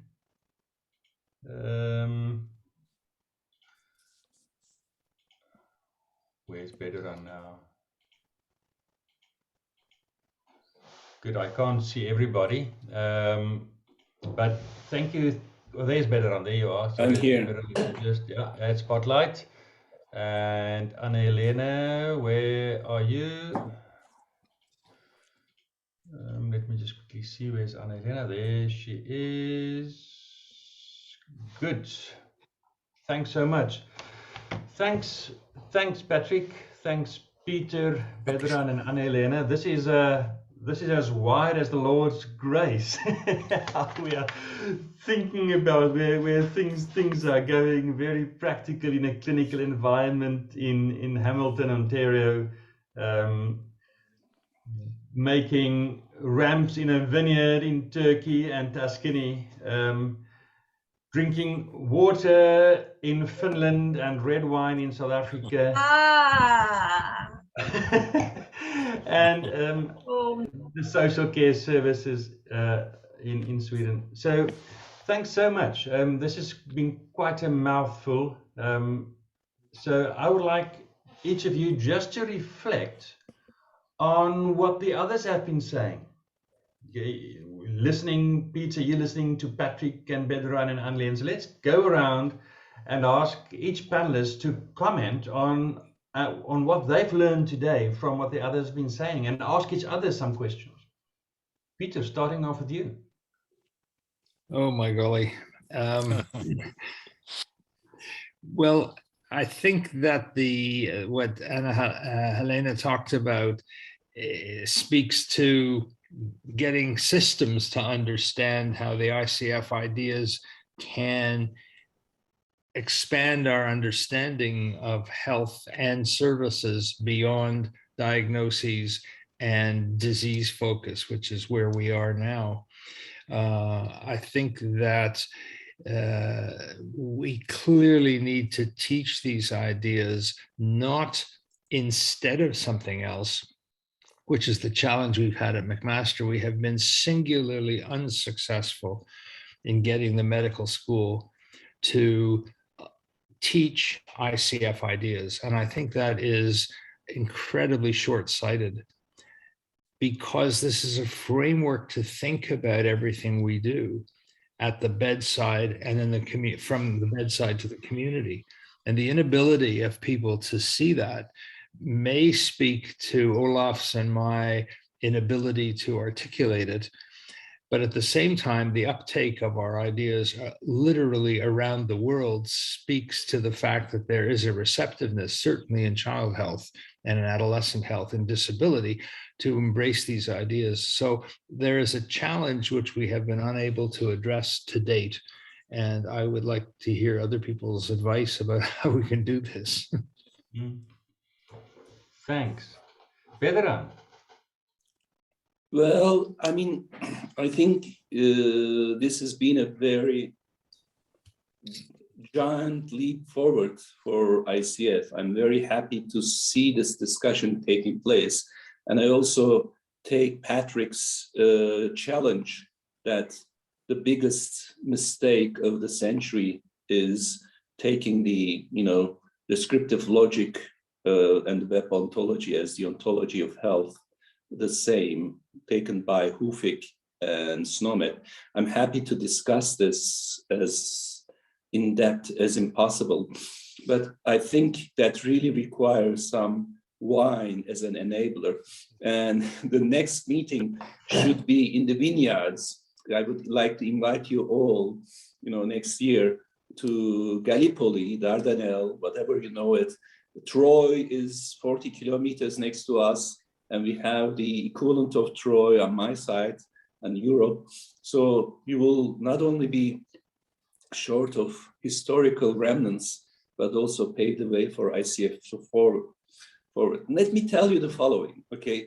I mean, for me, all these digital representations or mathematical repercussions, whatever you call them, are some sort of reproductions of the real world in an imaginary, space. And, I had discussed with other mathematicians to create a, multi-matrix system and vectorial space around ICF. So the final vector is functioning and health. So we can also discuss these things. But the good thing is really to represent what ICF represents in a formal language so that both computers and humans can process it, although there is some sort of a margin of error on this side or other. But if we do this both in electronic health systems, because computers are stupid, said Picasso, they don't give you answers unless you teach them, and they don't ever ask you questions. They are your obedient servants. So we really have to give them good instructions. So remember, I used to tell the story of Moliere's Bourgeois Gentilhomme. If for those who don't know, let me take you 30 seconds. This is this newly rich who hasn't been educated well, becomes some sort of an, aristocrat. And in order to compensate for his lack of education, he hires a teacher of philosophy, a teacher of, dance, music, and so forth. And the teacher tells him that there are two kinds of literature. One, you speak in rhymes, and that is prose, okay? And the other is that you write as you speak. Oh, I have been speaking, what would you call, what's the opposite of prose? Now I forgot it. Poetry. Not poetry, the opposite of prose is text, okay? I've been speaking I'll find it out again. Anyway, so ICF was a natural thing to clinicians. Clinicians do not always think of diagnosis, or people do not think of diagnosis per se. They think how they function. When patients come to me, they tell me, I can't remember things. I cannot sleep well. I'm short of doing this or that. They don't say that I have schizophrenia or I have coronary artery disease. It is a synthetic thing. So I think, this representation has some sort of a conversion in it, which has been I would say, the mistake of the millennia, if you will. And I think ICF is putting right. And in order to make it some kind of a standard, maybe we are committing some mistakes, Patrick, making it formal, as in the descriptive logic, but let us be allowed to do that. And, by doing these, we can literally overcome the mistake of millennia by the mistake of the century. Over. Patrick. Yeah, thanks, Badir, and I'll be happy to communicate with you. And you are indeed one of the starters of also the content model. So I'll be happy to communicate with you and with others behind the content model. I've communicated with Mark Musen for years. We visited him in Stanford as well. And Samson obviously doesn't always like me because he promotes this very strongly, but we are good friends, so it's okay. Good. I've spoken with Alan Rector, and I've communicated with them around 2015 when I made a strong discussion with Nomad and communicated on that part. So I'll be happy to communicate on those more. Peter's, let me say, Peter's, your presentation was excellent, and if you allow me to pick and choose what you said about inclusive and exclusive, that you say you made a distinction about something is and something is not. That there is always if I understood you correctly, there was kind of a preference too much on something is not, to exclude rather than to include. And I would immediately say that when we make an analysis, it's also related to prescribing drugs and to de-prescribing drugs. It's not the same thing, but in some sense two sides of the coin. To find a problem and to find a not problem, prescribing, de-prescribing. And what I want to say here is that that there is a logical strong distinction between the two sides of the coin. And if you look a bit, Bedira, when you mention the DSM, and these kind of things, I had a student who did the differential diagnosis of dementia based on DSM-4. And obviously, I looked at the guidelines and consensus rules in DSM-4 quite a lot at that time. Interesting also to see how this changes from DSM-5. DSM-3 changes to DSM-4. Something drops out, something comes in, and in particular, when you look at the guidelines also for depression, but in particular for the autism side of the guidelines, they have been broadened. So now kind of the filter by which you include people that have these kind of problems is much larger, maybe just because the broadening of the guidelines has taken place. It's not clear that there are now so much more depressive people, so much more autistic people, so much more of this and this. But when the guidelines are expanded, many people find themselves under these umbrellas. So the psychiatrists really have to pay attention to not being too liberal about using these guidelines. So Peter, this in some sense, I think in my head relates to this exclusion and inclusion, and we have to be careful about these kind of things. Ann-Helene and I have communicated over the years. I am a Finn, as Stefano said. My academic position is in Sweden, and I'm appointed by the government of Sweden, so I have a signed letter by the Ministry of Health at that time in 2000, in 1995. So Ann-Helene and me have the same boss, if we say it in this way. And I have communicated with Ann-Helene's organization for 10, 15, 20 years. So Ann-Helene knows Socialstyrelsen, of course, extremely well because she works there. But I know Socialstyrelsen fairly well. So we have had lots of communication with Ann-Helene, which means also that when I said that I have communicated also with Jana in Finland, who is in the meeting today, and also with Heidi Antila at DHL, the sibling organization on the Finnish side. So I have been communicating with the Nordic collaboration center of that WHO FIC, as I have tried to open up communications with other collaboration centers as well. So I'm happy about the discussion. Extremely happy, and thanks. Thanks. Anna-Helena, before we go to Matilda has a question, but I Yes, first want to give you a chance, Anna-Helena. Yeah, thank you to all you others. And I want to clarify, Patrick, that we didn't make a summarize of the use of the qualifiers. We only used them for each different Yes. categories. So we didn't make a Exactly. summary, and I understand that is different if you should make a summarize of this, but we didn't do Exactly. that. Right. I will clarify that. And I also will,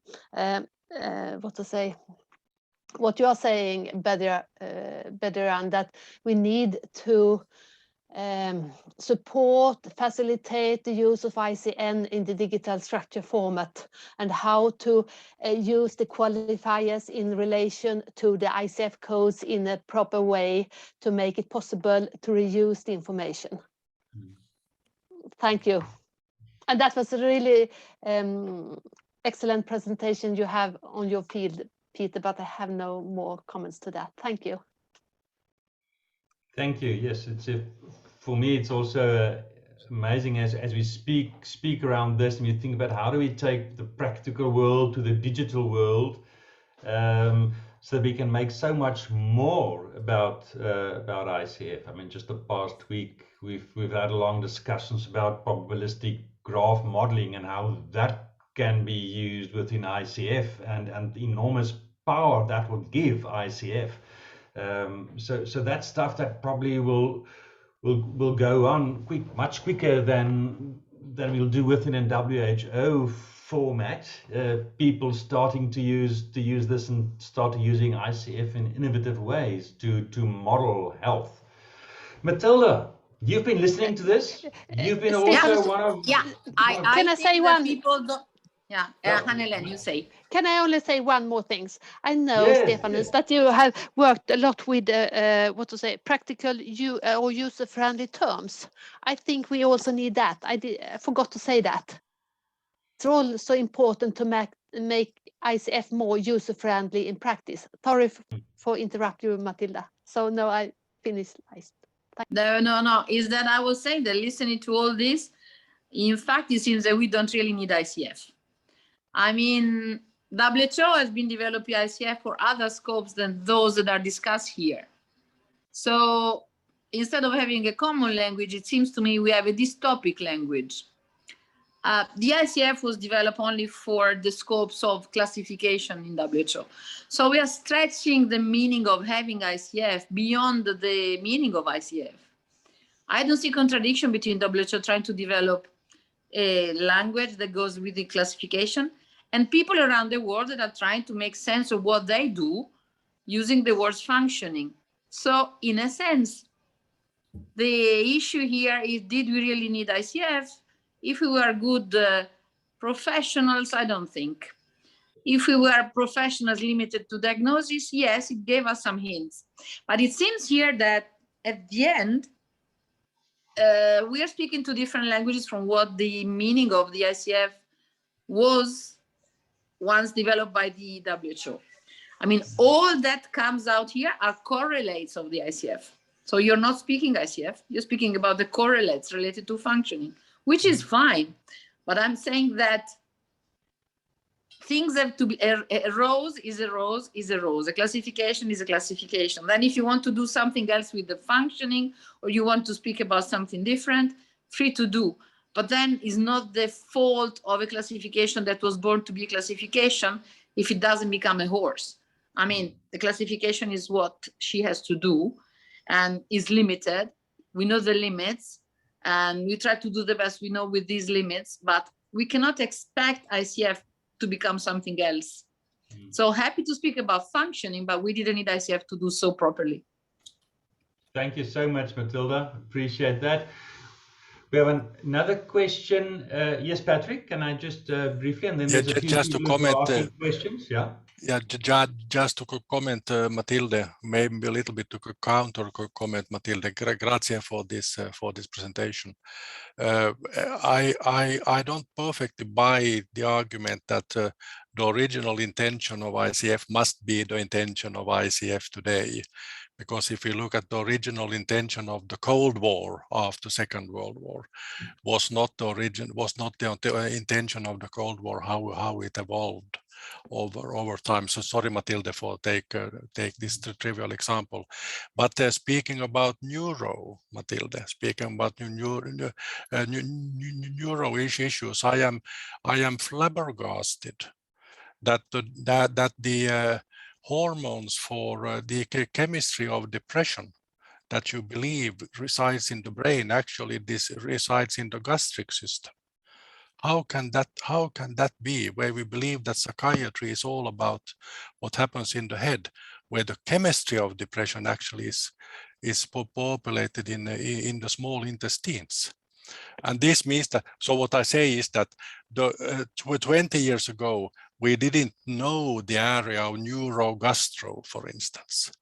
If you look at interstitial cells of Kajal, I'm just a logician, so what do I know about cells and biology? But interstitial cells of Kajal, I love them. I love them. I love to learn more about the interstitial cells of Kajal. I've learned that they reside in the veins between the lungs and the cardio. So they are now speculated to be the cause of atrial fibrillations. But these interstitial cells of Kajal resides in the gastric system. They are responsible for the motility. They are the pacemaker cells. My God, these cells are communicating. Wow. So Matilde, I don't care if we call it classification or what. We need to explain these things. We need some formal languages, Bediran. That's what you say. We need some more formal languages to describe how these bloody interstitial cells of Kajals are communicating with each other. Thank you very much. Thanks. Bediran.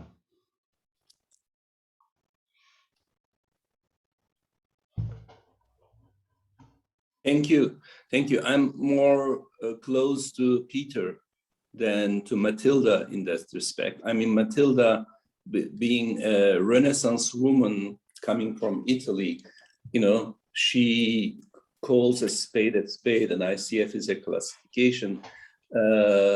Yes, it was, or it used to be, but what is a classification is a question. It's a framework. It's a framework.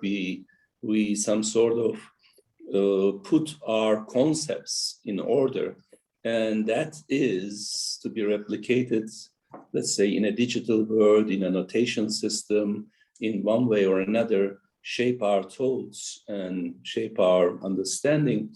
So I think Matilda would like The Shape of Water as a movie, and ICF is something like that as well. It may refer to Bible, it may refer to Quran, it may refer to calculus, it may refer to web ontology language, and you know, it may go like this. So I think we do need a common, shared, agreed upon standards somehow to speak. I mean, today, no matter what it were, what brings us together around Zoom, around the world, is ICF. And I think, yes, the genie is out of the lamp, okay? And we are trying to put the rules of the prose, as we spoke, into dimensions to touch the, you know, the Lyman cells, or, you know, the environmental factors or personal factors, or whatsoever the medical doctors speak of impairments. So I think we do need ICF, and good that there was ICF. And I think it has improved our thinking. It has improved WHO's thinking, I would say. It has improved, you know, our collaboration internationally too. So we you know, I'm not trying to praise only. I'm critical of the shortcomings, and I'm critical of the lack of developments in certain aspects. But let's not throw the baby with the bathwater. I mean, if it may refer to Matilda's statement, she wouldn't do that either. But, you know, I mean, the correlates may define the main subject that they refer to as well. Over. Thanks, Bedran. Yeah, sure. Isn't this fascinating? We are just getting started and we must No, finish off. I need to reply. I need to reply. I need to reply. I need to reply. Okay, Don't Matilda, let but me you have to reply. be Matilda, but you have to be quick. I'm not sure where you are on my screen, but you have to be quick. There are other people who also want to ask, so you can talk because I know I won't be able to Just stop one you. thing. I mean, if the ICF was the Trojan horse to speak about all the beauties that is coming out here, fine. But we do not have to expect that ICF per se, although with its imperfection, becomes what it is not. That is what I'm saying. ICF is simplistically a classification. What comes out of it, it's a correlate, very beautiful, fantastic, but it's a correlate, is not the classification. So the classification remains something that is imperfect, like ICD is not perfect, but allows all the correlates. So I'm not saying that I'm throwing away children and water. I'm saying that I like to add wine to the water of this child, but it doesn't mean that water and wine are the child. But the nice thing about the nice thing about ICF is the potential to turn water into wine. Okay, so it's making death. It's just bringing life to health and how we practice. Janice, you have a question for Peter. Yes, thank you very much. Yeah, I just enjoyed your presentation very much. I read your paper some time ago and it just brought it to life and makes so much sense. My question was really about how you use the classification vis-a-vis data collection. WHO recognizes, you know, excellent applications of the conceptual model. It occurs around the world in many countries in various forms, but there is an emphasis on data collection and coding of the ICF in its implementation. So my question is, do you have examples of coding of the data? What is your experience, the shortfalls, etc.? And also a question about ICF-CY, which I'm sure you're very familiar with and your groups use regularly. And as you know, it's now integrated into the full ICF. And do you see any shortcomings in that current version? Thank you. The short answer is no, we don't use the classification at all. And in the private chat, I've been commenting on the fact that I think the classification needs a huge amount of work.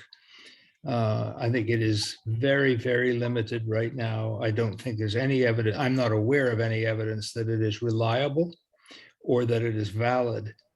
And I speak arrogantly, if you like, as someone who has spent a lot of time developing a number of classification systems and showing that they can be both reliable, used consistently from person to person and time to time, and valid in the sense that that the different levels of a classification have important meaning. And I think that is work that still needs to be done with the ICF classification. So I come back to the comment I made at the beginning that the framework encourages us and in fact demands of us that we pay attention to aspects of the health and environments of people beyond what we traditionally have done, despite the fact that everybody knows that there are, of course, environmental factors and of course, personal factors and of course, and then they don't do anything about it. So our argument is, look at this framework. This framework now demands that we pay attention to all 5 components of people's lives. Good. Thank you so much, Peter. Valeria, you have a quick question? A quick question. Yes, I do. It's for Peter as well. When he presented the My F Words Go Shit, it came to my mind the Canadian Occupational Performance Measure from Mary Law, the occupational therapist. And that's exactly the same. I loved it because it is a client-centered instrument. So we can see from the point of view of the children what they want to achieve. And based upon the biopsychosocial model of the ICF, I loved it. And I'd like to know if everything is available for us to use, because I am a professor at the university. I don't deal with children, but I am sure that there will be lots of OTs who would love that. Two quick questions. One is Mary Law is one of my close colleagues, and she and I were the co-founders of CanChild 31 years ago. The second comment is that anybody listening to this conversation who is an OT is probably rolling their eyes and saying, thank goodness the rest of the world has caught up, because the OT framework of person, environment, and occupation has been around for a long time. With due respect to OTs, and literally some of my closest colleagues are OTs, the World Health Organization carries more power and more weight and more heft than occupational therapists do. So I totally acknowledge the role of OT thinking in creating this integrated framework. And I agree with what Valeria said. But I hope that people will at least recognize that the World Health Organization carries with it literally a global perspective with variations, as we're hearing this morning. Thank you so much, Peter. Laurie, another Finn doing some amazing work. Last question to you before we end the session. Yes, thank you. Can you hear me? Yes, we can. Yes. Thank you for this great morning session. Also, I'm really impressed about this diversity of great ideas. I had yesterday this great opportunity to present my work related to machine learning efforts, and I'm self-critical about artificial intelligence, but I can see that there might be some ways perhaps to implement some of these ideas we are now discussing with some kind of support tools relying and exploiting machine learning. And actually, if you feel interest, I am actually currently already planning initially some new approaches perhaps that could be generating more open algorithms for machine learning, so that, for example, in this kind of diagnostic scenarios and rehabilitation scenarios, perhaps this ICF framework could be expanded with some kind of algorithm section, so that we could actually provide also some analysis methods, so that even ordinary people could more freely themselves do some part of the analysis and be more convinced because they can do it themselves. So to empower people so that they are not just providing the data and being put into some classification framework, but we could also expand perhaps the idea with some kind of new approach with which relies on this increasing mobility and increasing mobile computational power and networking in general. For example, putting algorithms online and sharing data sets. I would be really happy to collaborate with you with these ideas I have been planning for some time now, and also some things are mentioned perhaps already initially in my publication I mentioned in my yesterday's presentation. I can put it also in the chat box now after these comments. Thank you very much. Thank you. Last word to you, Vedran.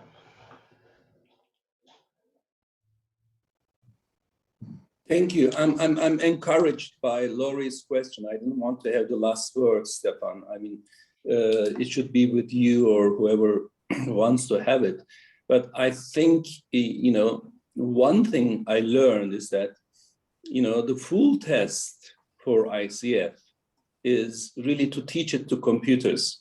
If you can teach it to computers, you can teach it to anyone, okay? And of course, anybody who understands ICF understands in his or her own way, okay? And that is the prose, it's the, the human right, if you will, and the flexibility of human language. When you say functioning, what it entails in your mind is certainly different than mine. But when we identify the components, bounds, and content of functioning, then we are speaking the same language. I mean, do you walk on a flat surface with 2 feet, not being on the floor, blah, blah, blah, blah type of a definition enables us to agree on something. So coming back to Laurie's question, now, I have been interested in artificial intelligence, not that I lack intelligence and artificial intelligence will replace some of mine, but artificial intelligence with computers is tireless and can, entail so many processes, procedures at once in a millisecond by computers, which is tireless and do all these things for me. And currently the trend in artificial intelligence and machine learning is that to be human guided. So they do it, but we guide it. And in a sense, it is against the so-called false paradigm that the robots and the artificial intelligence will take over humanity. No, we will always be there. The artificial intelligence can only be as intelligent as we do, okay? And so if we can some sort of translate ICF into artificial intelligence terms, be it the qualifiers, personal factors, environmental factors, this and that, and other aspects, then humans can master it with much more ease. And maybe it might be a great learning tool and application tool as well. And we may come closer to standardization. So if there is any work like this, I would like to know, and I will look into the chat box. But now that you have my new address, it's used@me.com. So me.com, that's the first Apple platform. I've been there without changing since then. So you can send it to me. I'm sure I will respond to you within a month, okay? Oh no, Bedran, I thought you've unlearned that WHO practice of responding within 3 months. No, but I have less jobs now and I'm enjoying my wine, so that's fine. Within a month is a reasonable period.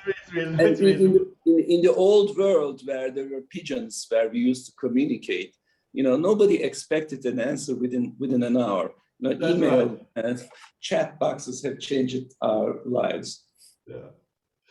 Yeah, thank you so much, everyone. It was really great to have all of you in this session. So this session we've moved from this book. Bedran has been instrumental, and some of the others to write this, and we've been talking about taking this into artificial intelligence. Then there's Peter with this book, making it practical, hands-on for us who are in clinical practice. This is absolutely a gem. Eduardo in South America, he wrote this book on ICF. And in our next session, well, Gonda will facilitate the next session. This is a PhD, absolutely a masterpiece. But before we get to Gonda and the next session, I think it's important for all of us just to, we've about 10 minutes over time.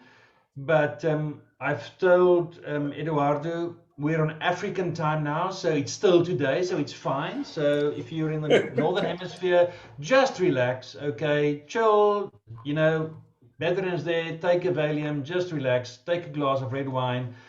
Let's come back in 5 minutes time, just stretch your legs, and then it's over to Gonda and the next session. Thank you so much for the wonderful contributions. See you soon. Thank you. Stefan, thanks a lot. Now we will have Gonda as our leader. So Gonda, we are yours. Thanks so much for the mention, Stefans. I'd Shall we like just take perhaps just give people a 2-3 minute break, Eduardo? Oh, that's right. Yes. 15 minutes. No, five. Oh, Five minutes. 5 minutes. Yes. 5 minutes is fine. Just 5 minutes. Let's be back here at, shall I make it 1/4 past the hour? Okay, I hope to see you here in Brazil till we go together to a churrascaria, okay? 5 minutes. So 5 minutes, yes. 5 minutes, 1/4 past the hour, we start with the next session. Yes. Thank you. so Okay, much. okay.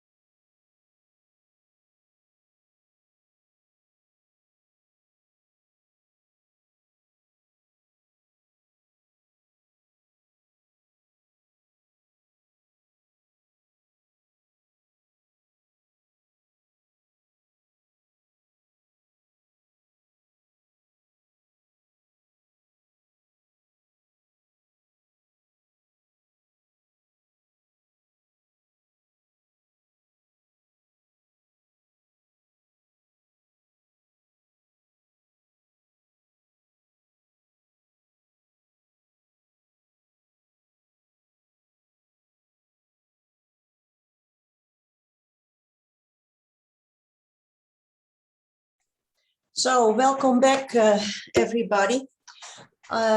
It's a pleasure for me to be your chair for the next 1 hour. We have 1 hour and I think 20 minutes. And in this session, we will have 6 presenters. And first we start with, I hope I pronounce it very well, Anjan Bhattacharya. Anjan, the floor is yours. Thank you very, very much. Let me share my screen. I would like to thank the organizers, especially Eduardo. Hello. Yeah, Can you hear me?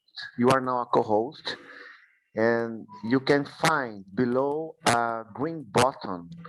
Share screen. Thank you. So,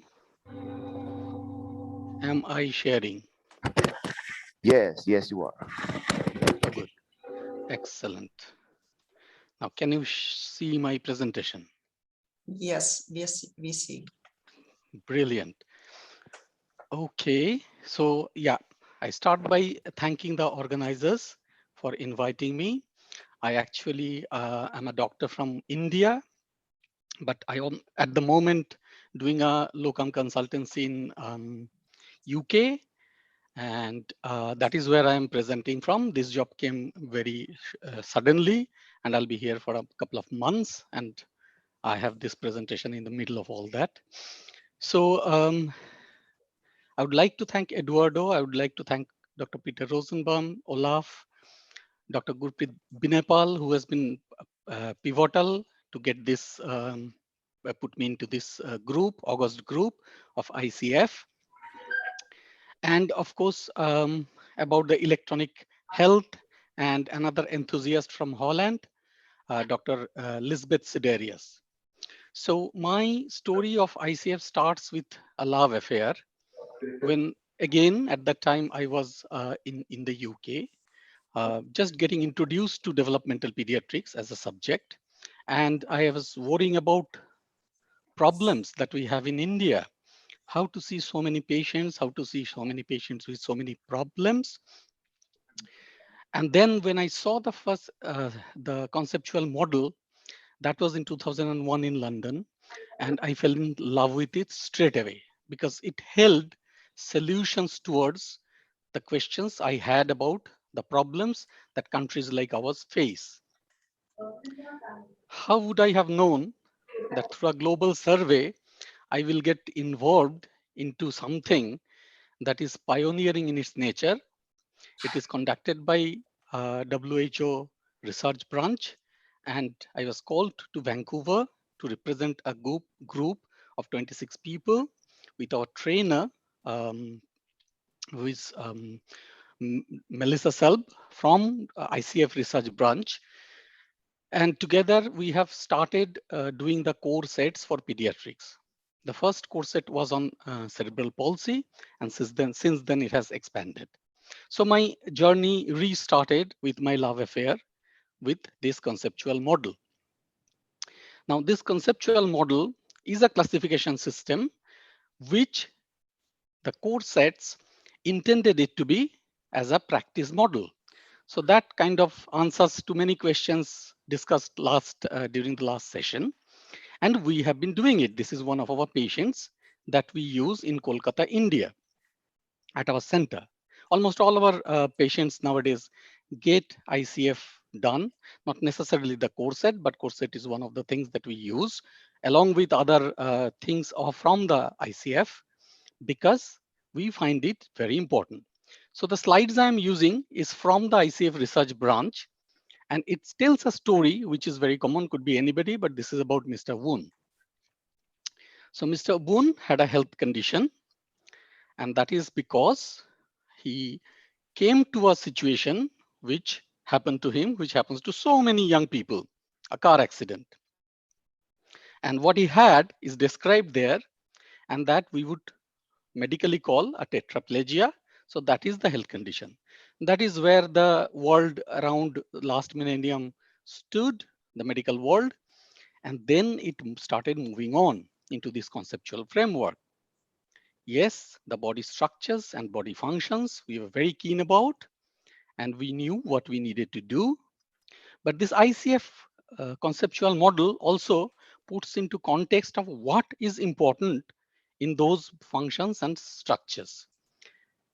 And then things moved on, as Peter and other August gathering were talking about.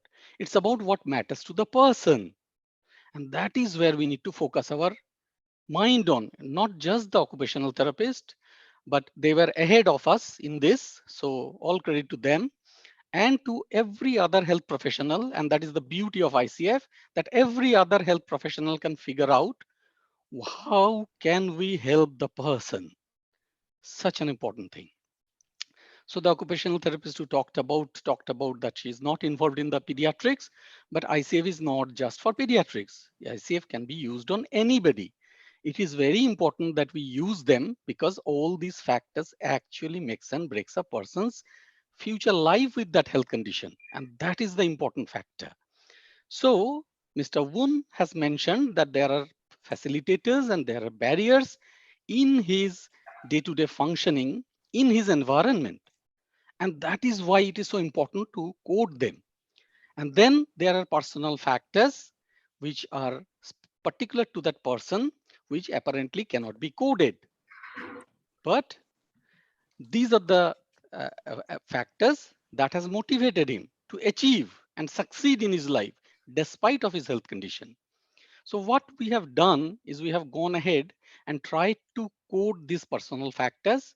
And this was published in the Journal of Developmental Medicine and Childhood Neurology, first time in May 2018, after our poster presentation on the topic in European Academy of Childhood Disability at Tbilisi. Since then, we have been doing it every year. And this time we have moved on from the fact that it can be coded to the fact that it can be coded in cerebral palsy and the fact that it can be coded in cerebral palsy, autism, and ADHD. This is the team from Kolkata, Child Development Center team. Our Child Development Center is incidentally the first in India's corporate healthcare sector. And this is where things are making and breaking. And that is what is very important for us to take this work forward. We have taken this work forward. We have got Melissa, who guided us through the consultative meet of this pioneering course set. There is Melissa, there is Dr. Alkananda Banerjee, who is ICF trainer, and we have done work together. Others you might know, I still haven't met them. We got Melissa to India. And we believe that this ICF education is so important that it should be more universally practiced for all countries. The classification system will help us mapping the burden, resource variation, reduce practice variation. We have heard one of the speakers mention about when they actually did the ICF practices, they found out that there is practice variation. And these are the benefits that we can get from using ICF. Then we can allocate our resources appropriately. It has got cost savings, cost both in human terms as well as financial terms. So we have done the validation study of ICF course set. This was a consultative thing. This was in Sweden, in Stockholm. We were presenting it in EACD meeting. Veronica from Canada, Maria is a parent from Poland, and then me and Shahnas from India and Pakistan. We did two separate WHO regions together. It was a joined up study, and this was then taken up by our they participated the National Institute of Empowerment of Persons with Intellectual Disability, and they're very much with us even today. So what we do at our center is that we use our qualifiers. So let us take this example that there are there are three layers of qualifiers for you all know about them. So this is like, when there is a body structure problem, then we know the first qualifier will say the extent of the impairment. And Patrick has been saying how imperfect this whole thing is, but that is all we have at the moment. And this is something that gives us a common language until Patrick and others, artificial intelligence people, develop something better for us. I will still hold on to it until that happens. And I would definitely want these things evolve, like ICF has evolved from ICF to ICF core set so that it can be used in clinical setting. So equally, we can do coding of activities and participation. So when we do that, we can see that the performance is moderately difficult in a capacity which is severely affected. Similarly, the environmental factors, we know all these things. So sorry, there is a facilitator. The immediate family is a big facilitator. And when we put all these things together, I've just shown what we do in our center, child after child after child, and we get a measure. What it does is, in one child who was coming from rural India, and everybody assumed that products and technology was his challenge. When we did the ICF, we found that it is actually a facilitator. His challenge was that there are no friends who will play with him. So if we take it on a population basis, and if we assume that government has assumed that products and technology and invested heavily in products and technology, instead where the entire resource allocation should be into play therapists, social workers, things like that, that would be a huge colossal wastage for countries like India. That will matter a lot. So what we did is we have gone on and continued with our training on child developmental aspects, and ICF takes a very big part of that. In the right hand end corner, you will find a lot of people. You have heard Dr. Preeti Arun talking yesterday, Dr. Lisbeth Sidarius, who is a big champion from Holland about ICF and constantly encourages me to do all these things together, and we are together thinking of research, which you will learn about in a minute. And then there is Annette, who is another parent, who is ICF aware parent and has presented in our training sessions. Why it is important? Because while practicing in Kolkata, we have developed a model called Kolkata Development Model with Lisbeth. I have presented that as a poster together, joined a poster, her e-health, e-record system, and how we can use the Kolkata model for it, both in EACD as a poster and as a lecture series in an international pediatric conference in London. What it has shown is that the little research that we could do with no funding is that in about nearly 450 patients, half of whom has got moderate to severe impairments, 85% of those patients using this intensive interactive therapeutic and sort of remedial model, how all these cases actually has gone back to normal functioning in their day-to-day life with full parental satisfaction, 85% of them, which is why it is so important that we actually research it. How do we use ICF in day-to-day practice? So what we are doing is we are not only continuing with this education only, we are also inviting research enthusiasts, and everybody in this group, you are most welcome to join. Eduardo will help you. Peter will help you. Olaf will help you. It's a big research that we are planning, and Lisbeth is a big part of it. Dr. Preeti Arun is also a big part of it. Dr. Binepal is also a big part of it. In fact, it's Dr. Binepal's enthusiasm through which things have moved on in a big way. And the National Institute is backing us up, along with PGI Chandigarh, which is one of the premier institutes in India. And we are currently talking to AIIMS, All India Institute of Medical Science, New Delhi. And we are hoping that they will also come along.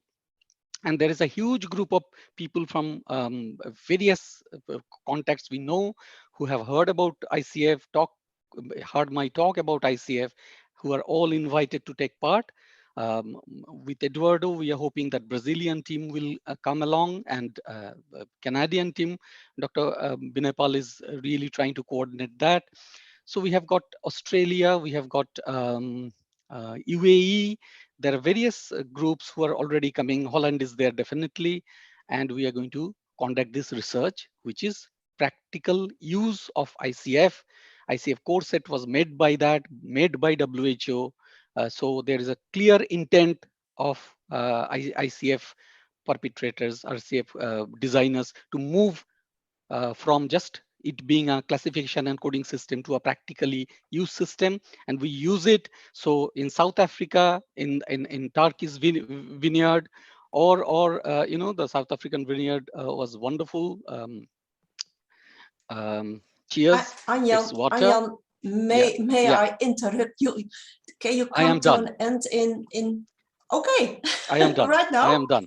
So we are going with a postgraduate diploma in early intervention for neurodevelopmental disorders. And thank you very much from Child Development Center in India. Thank you. Sorry for going overboard. Okay, no, it's fine. You are now in time. Thank you for this nice presentation. And maybe you can stop sharing the screen now. Oh, sorry. Yeah. Oops. Okay. And I want to give a moment for questions. Is there a question for Anjan? No, there is no question. Nice to hear, Arjan, that you are working also together with Lisbeth Siderius. I can tell you I have an appointment with her tomorrow, and we are, I think, talking about this research now you are talking about. So that is really nice, and she is very involved in the ICF and in rare diseases, especially by children. So she has come to Kolkata twice. Thank you. Pleasure. Yes. Okay. Okay, now we are going on with the next speaker, and that's also a colleague of me, Sabina van der Veen. You will introduce yourself. The floor is yours.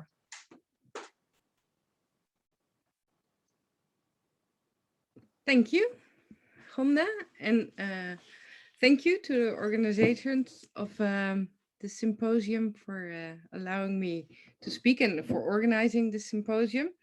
And happy to see all the familiar faces and also new faces. And I just saw a comment of Matilda. We keep speaking about wine and vineyards, and that's a sign of good functioning. I believe so too. I will talk a little bit more about a recent project we did at the Amsterdam UMC, where we used natural language processing to see if we could find information about functioning after COVID. I work as a researcher at the Amsterdam UMC, for the people who don't know me, at the Department of Ethics, Law and Humanities. And I will talk you through what the project was about. So first of all,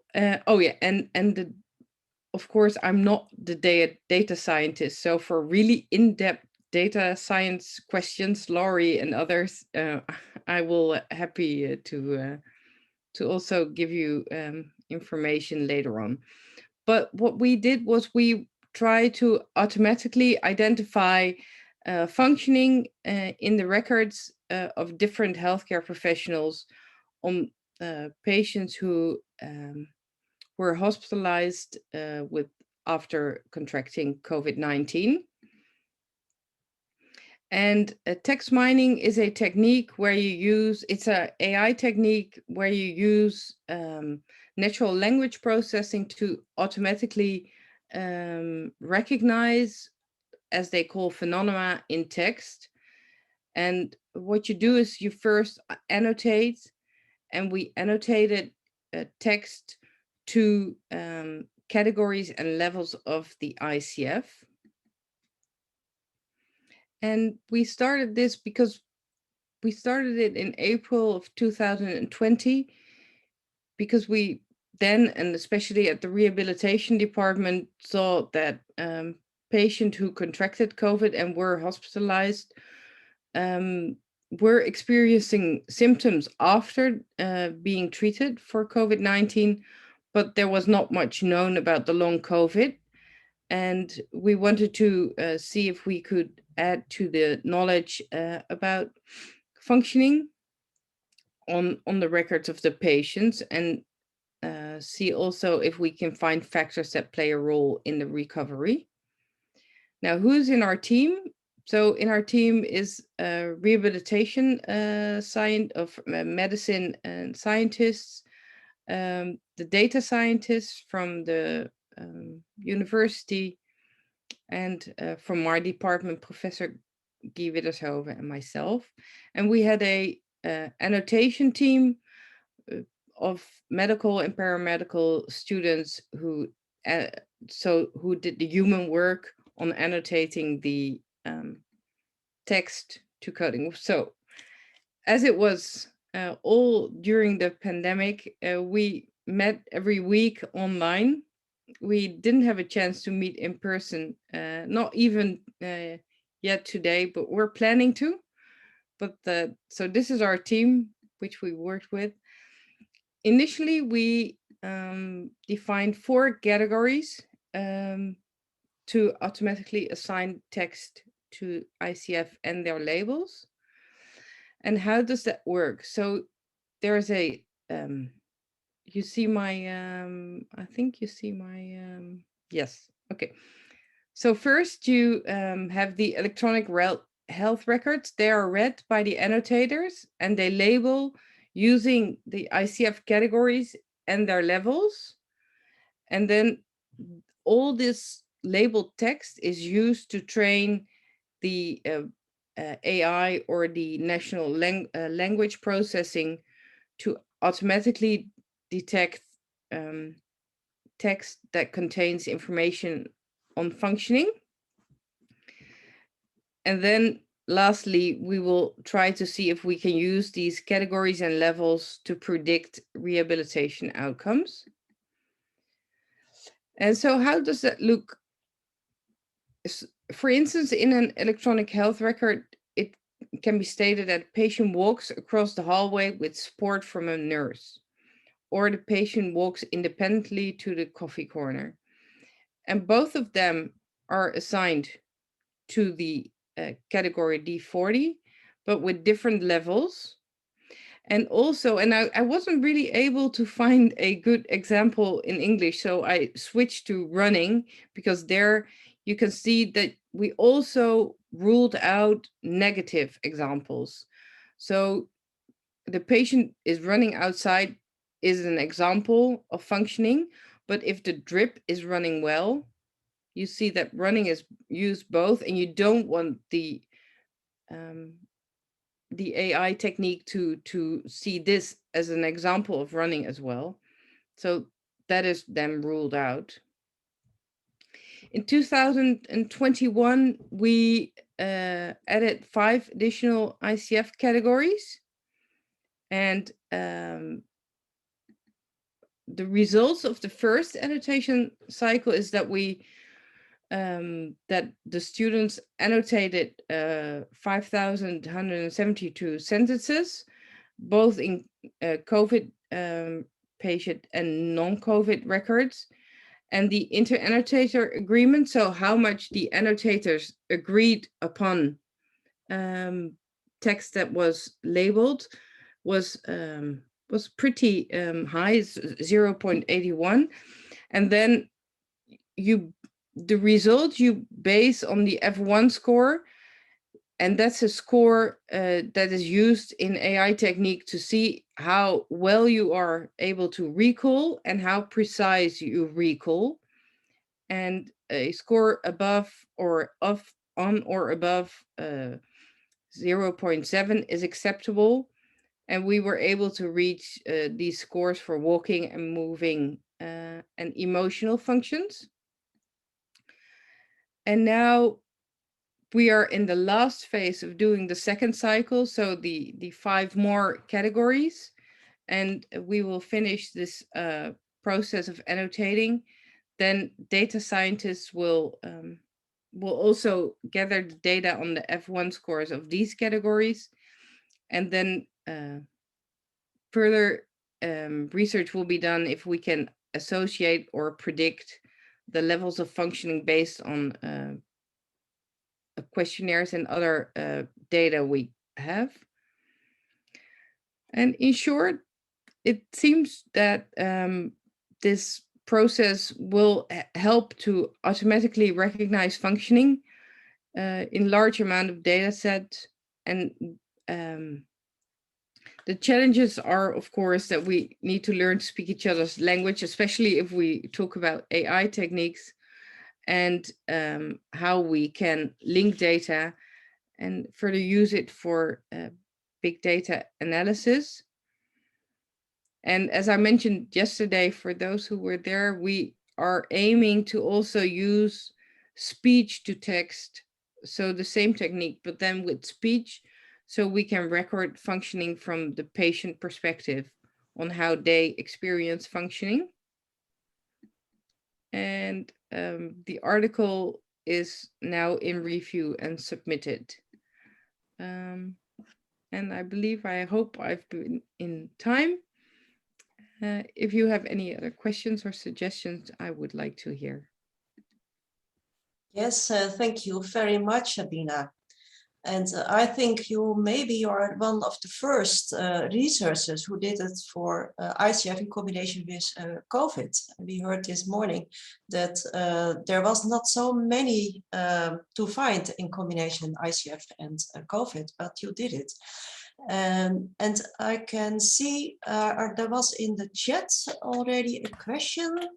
Sabina, how did you generate lists of relevant terms to train the technology? For example, running, walk, stride, skip, hop.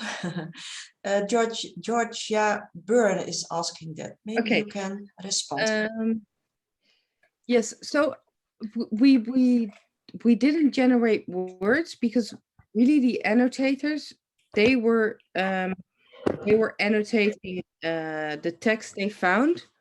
So we definitely made a distinction between running and walking. So we only annotated sentences that were related to walking. Is that an answer to your question? I'm just wondering. Georgia? Okay. I don't know. Georgia, are you here? Sabina, there is a question in chat from George. Yes, I just repeat the question. Yeah. Oh, yeah. So Georgia says yes, fine. Okay. And Laurie? Yes. Okay. Laurie, yes. Maybe. Yes. Can I say yes? Yes. Thank you for this nice presentation. And since I'm interested also in this machine learning and artificial intelligence approaches, I am a computer scientist in Finland. So I would be really happy to perhaps initiate more collaboration also in this field. I was wondering if there could be possibilities to encourage these analysis methods despite the privacy concerns, so that the data in the future could be more and more maintained by the patients themselves, actually. So this analysis could enable more practical ways to gather knowledge, and people could contribute without delays of these many legal challenges. And actually, we have now in our research some processes advancing in that direction. So if there is interest among you colleagues to join, it would be really great to advance this kind of privacy aware data collection approaches that could benefit in bringing open data sets and open algorithms for this kind of artificial intelligence development. I would be really happy to collaborate with you, and please feel free to contact me. Yes, I will do so, because yes, I think. Okay, thank you, Laura. And I think, Sabine, there is also from Jana support in the chat. But she is saying she will contact you later on. So I think there is no question on this moment. Were there any other questions? I saw no. That is more about other stuff. Okay, good. Well, thank you. Okay, thank you very much, Sabina. And now we are going on with Carolina. and Carolina Silva, I think so. Sorry, Yes. sorry. Carolina has recorded her presentation and it is with me. So I will share my screen. Okay.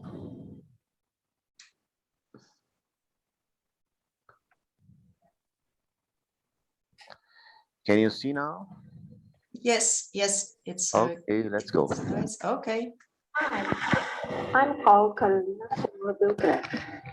I am an occupational doctor, and my article is about the optimization of worker health through the implementation of the Icf in occupational medicine.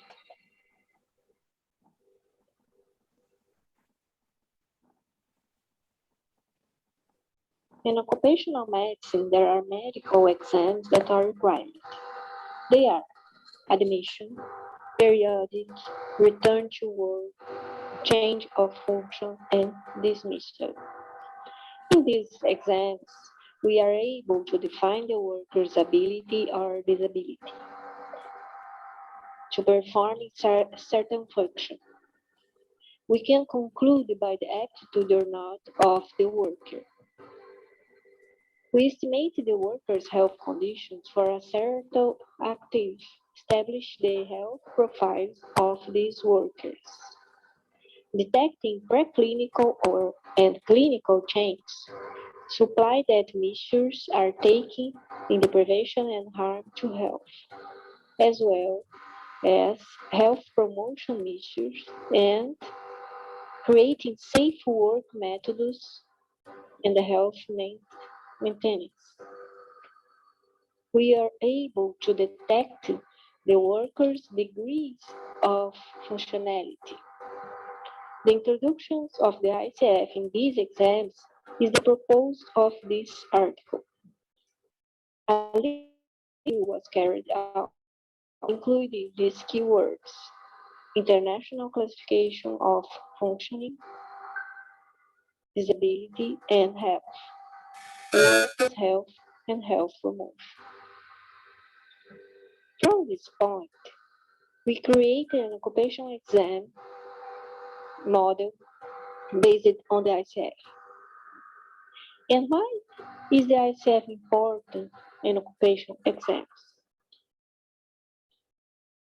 It's possible to detect early the worker's limitation, as well as the degrees of these difficulties.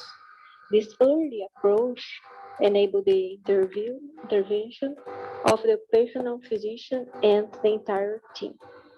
It's possible to identify, for example, ergonomics problems that are easy to solve, such as a change in the work environment, preventing work injuries or sickness.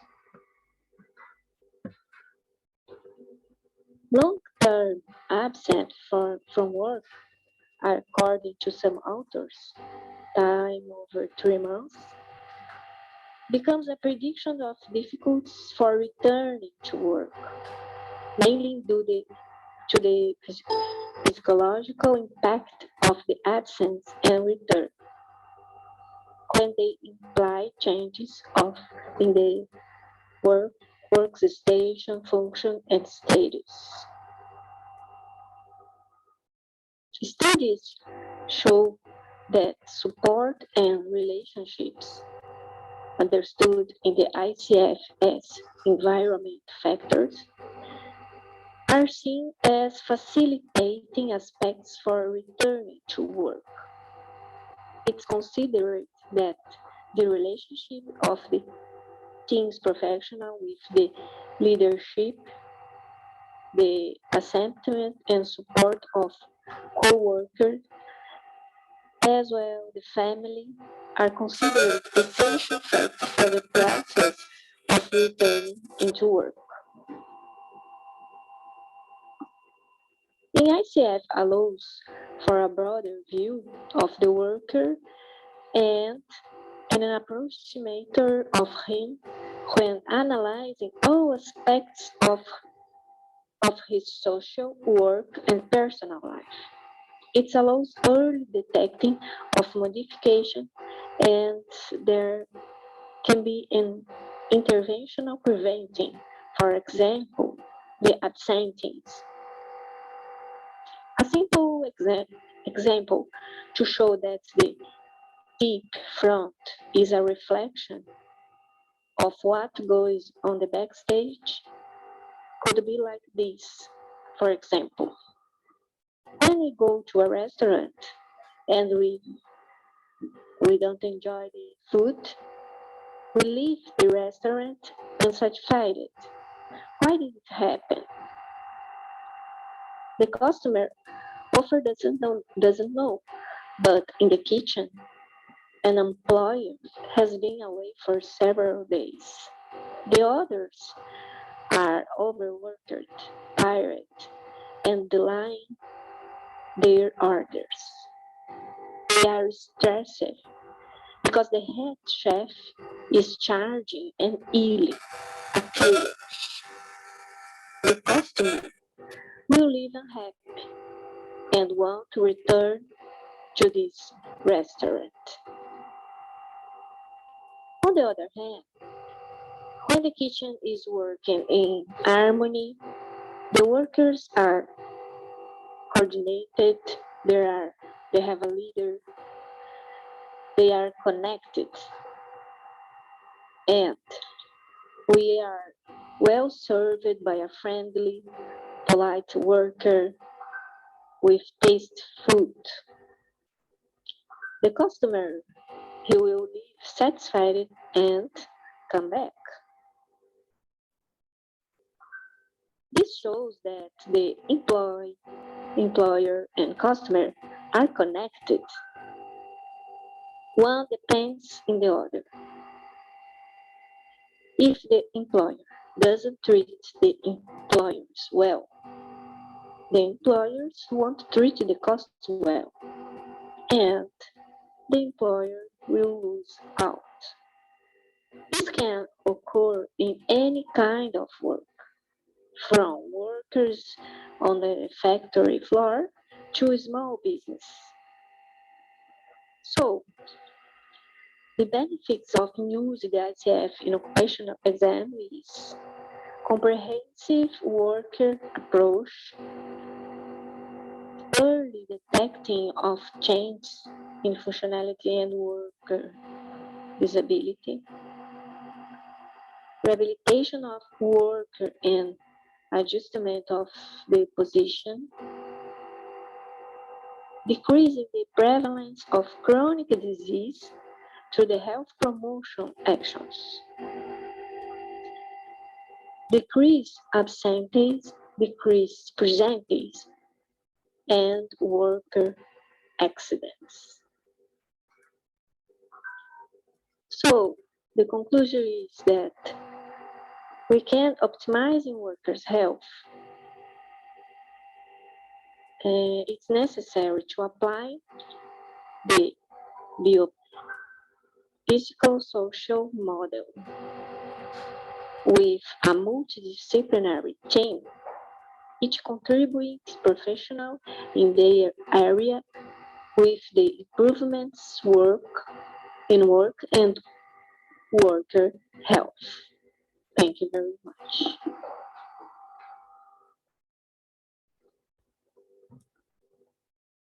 So thank you, Carolina.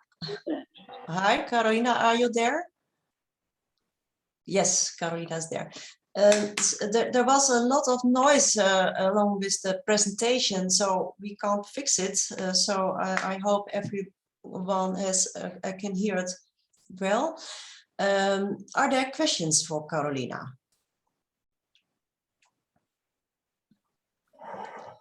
Carolina, I will email everyone with her presentation in a WeTransfer link.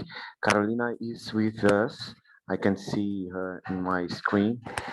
Yes, I also, yes, we can see her. And Carolina, maybe I may ask you something. You did use the ICF framework, in your research, but did you also use specific ICF categories for the workers? Carol, ela pergunta se você está usando categorias específicas da CIP, se você pré-selecionou.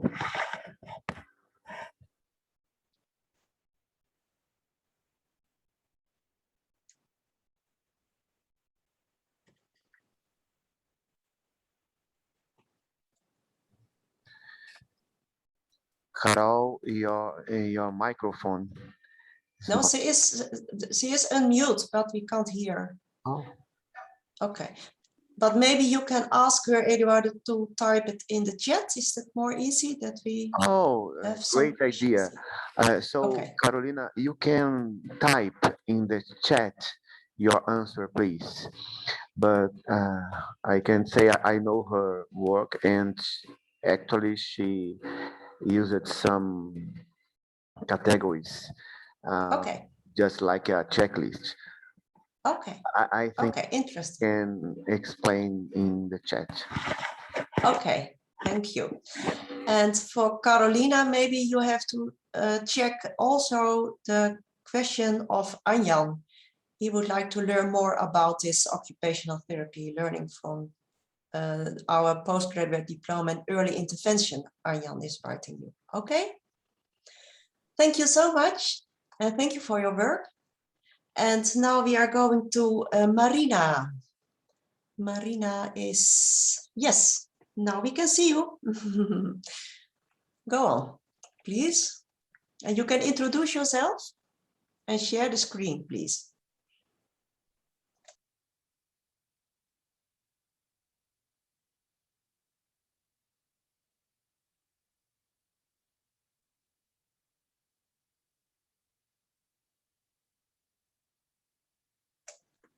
Carolina, I have to unmute you.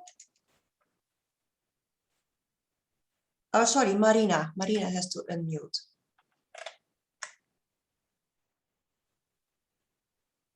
Marina, we can't hear you.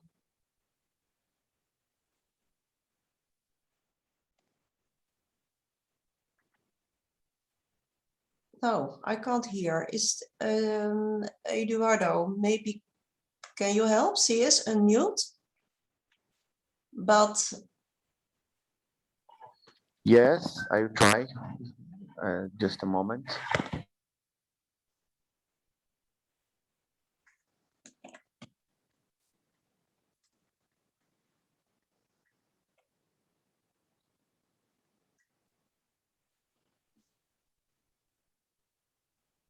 she is unmute. But, Eduardo, yeah, I was going to say, you could click next to her name as a host and see if she's yes. not unmuted. Yes, yes, I do. But she is unmuted. No, I think sometimes it has to do with your computer settings, and things will resolve once you log off completely and reconnect. Can you hear Marina? Sabina, can you hear Marina? I cannot hear her, but Marina Okay. seems to be hearing me. But I think okay. Yeah. But who can hear Marina? I can't hear. Nobody. Maybe Nobody is no. So it's not. It doesn't. Maybe Marina, you have to. But it's difficult. Maybe, but maybe you can log in again. Eduardo, what we can do is that we switch the presentations. That first you are the next one. No. Yes, I'm the next one, so I can do my presentation, and maybe you can fix the problem with Marina in between. Me, great, good idea. Okay. So Marina, maybe you can fix the problem. Maybe you can log in, log out, and then we come back in 10 minutes after my presentation. Okay, so then we start now with my presentation. I will share my screen.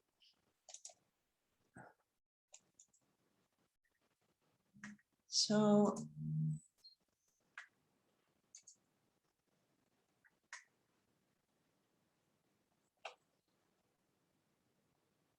Okay, I hope you can see this. It's also for me an honor to do this presentation, and it's about an ICF, how we call it, an ICF digital table. And I have to check the time, and maybe I may ask you, Sabine, can you give me a sign if I am running out? I have also 10 minutes. Yes, I can, but you also need to put it in presenter mode, because now we see everything. We see your next slide and your... Okay. You have to do it in, well, it's what you want, but I choose for the presenter. Oh yeah, that's, you have to be on the one next to the slide on the right. That's the next to the slide on the right. Yeah, next, down. It's the computer screen sign. Well, if somebody else has a better name for it. Ik zeg het even in het Nederlands. Ja. Hier rechts heb je die... Deze? Grote, nee, helemaal naar beneden. Helemaal naar beneden. Deze? En nu naar rechts. Nu naar rechts. En nog één. Ja, die. Ja. Deze? Dia-voorstelling? Ja. Oh, dus, ja, die zou ik moeten doen. Unsure. Nou ja, dan doe het gewoon op die andere manier. Is dit goed? Nee, ja, nu... Ik zie nog steeds je aantekeningen, maar maakt niet uit. Wat raar. Zo zie je wel de dingen. Wat gek. Ik zie het heel goed namelijk. Ja, maar wij zien je aantekeningen. Is dat erg? Nee, toch? Nee, is prima. Okay, sorry for I can't fix it. I can see it in the right way, but there is something wrong. Maybe I'm using two screens. Maybe that's the problem. So I hope you can see this. This is the ICF digital table method, a tool to assess functioning. And I am a senior researcher at the University Medical Center in Groningen. And I'm presenting you the pilot study. And we did it in a team, and we call it the ICF Digital Table Method Team. And it's with a multidisciplinary team with ICT guys and also psychology. And we fix it also with a student. So the background of our pilot was that we have some indicators for good clinical healthcare. And we have person-centered care, patient self-management, and shared decision-making. And we are thinking, if we perform this, yes, we have good clinical healthcare. But that requires something. That requires that we have a focus on functioning, or we have a focus on the biopsychosocial model. As you know, most of us grow up in a biomedical perspective, especially when you are working in a hospital. And when you want really to have the person-centered care or the patient self-management or the shared decision-making, we have to switch our focus. But the problem is everybody is agree about this, but we are missing the practical tools or the procedures or the methods. And if we want that our health professionals are doing it in an other way, we have to develop that tools. So we came up with an ICF digital table method. And in the whole presentation, I have some photos. So here, that is one of them. And here you see one of the digital table. What is it? The digital table is a mega touchscreen. And in the first place, it is for the dialogue. And you recognize the ICF framework. That is the most important part we are using in the table. And I agree very much with the speakers before. For example, Peter Rosenbaum, the dialogue and to use the ICF framework is maybe more important than the specific ICF categories. And what we are doing with the table is to organize by visualization the information a patient come up. And of course, we can storage the information about functioning when you gather the information. But the dialogue is the most important thing to go in the discussion with your patients. Here you see it in more detail. Sorry for the Dutch words in it, but you recognize the ICF framework: body functions, activities, participation, environmental factors, and personal factors. Here are the components again, and how do we work with it? We have some text cards, and we are using the emoticons. And that will mean that all the patients are informed on the ward, that we are doing the consultations in this way. So patients have consultations with health professionals, and they know they are talking about functioning. And in the flyer, we explained what is functioning in very easy words. And then we are going in the table and we are asking patients to come up with what's important for them. And they can give a value on what is important. And now we have some commandos. It's not so important. You can make text bigger and smaller, and you can type your own words. And then you can give the qualifier, is it good, is it neutral, or is it bad? And maybe for the guys who has attended the presentation of Andre yesterday, he was in doubt to use the positive qualifiers. We are using the positive qualifiers also for the functioning components, for body functions, for activities and participation. This was the digital table, but we have a digital table method. What does it mean? Here you see it in a nutshell. We have a nursing consultation, for example, for instance. In a nursing consultation, there is a patient and there is a nurse. And the nurse is trained in using the method. And for example, she is asking, how are you now? Or what's important for you now? Or something like that. It's open. And maybe the patient is thinking, now, what's important? What does he mean? And then the nurse is coming up with the next question. Does it align, for example, with how you want it to go? And again, the patient is thinking. So when you do this out of the blue, it's not so easy to answer. And then she is asking, what's the next step? It becomes more easy when you can write it or when you can organize the information.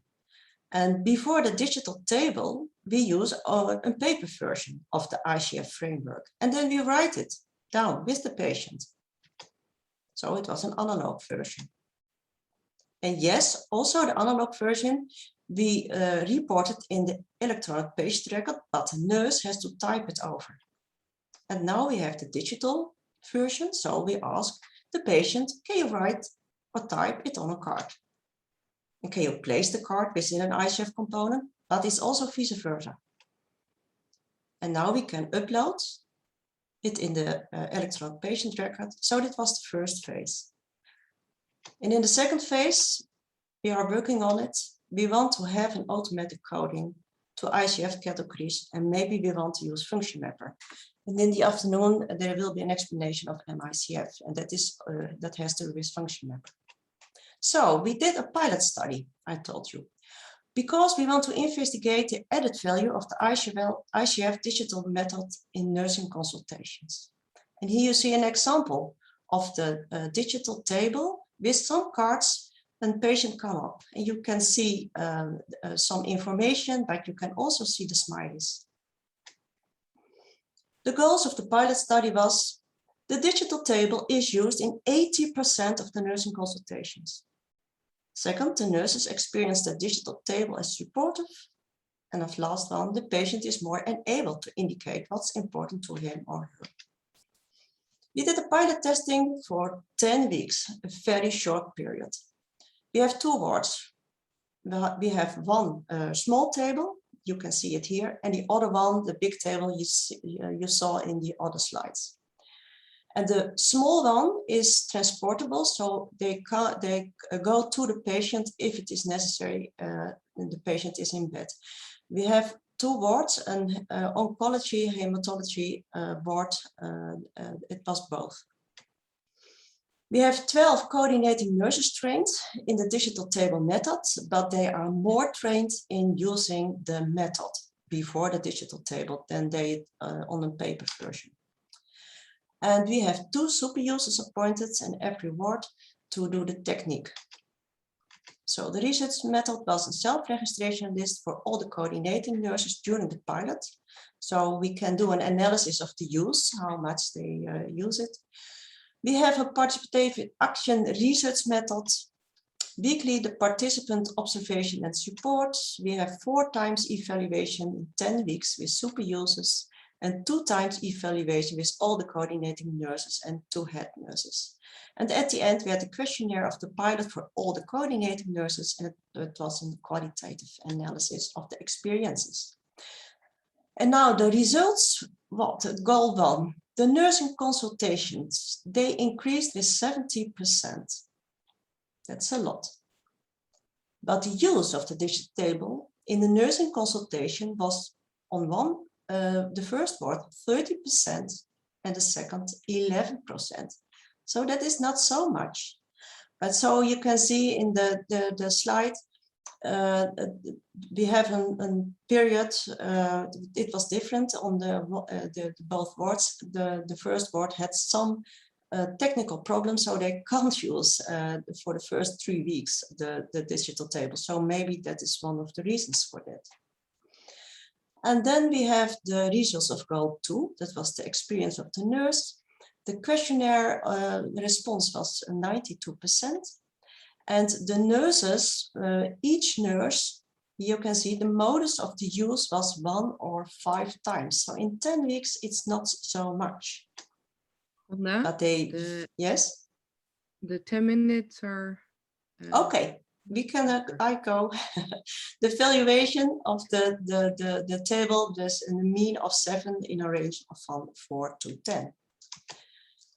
The coordinating nurses experience the digital table as supportive. Now here can you see some quotes. It gives new dynamic, it's easier to discuss. Patient is more active. The visualization by the Icf framework and specifically the colors give the patient insight and overview.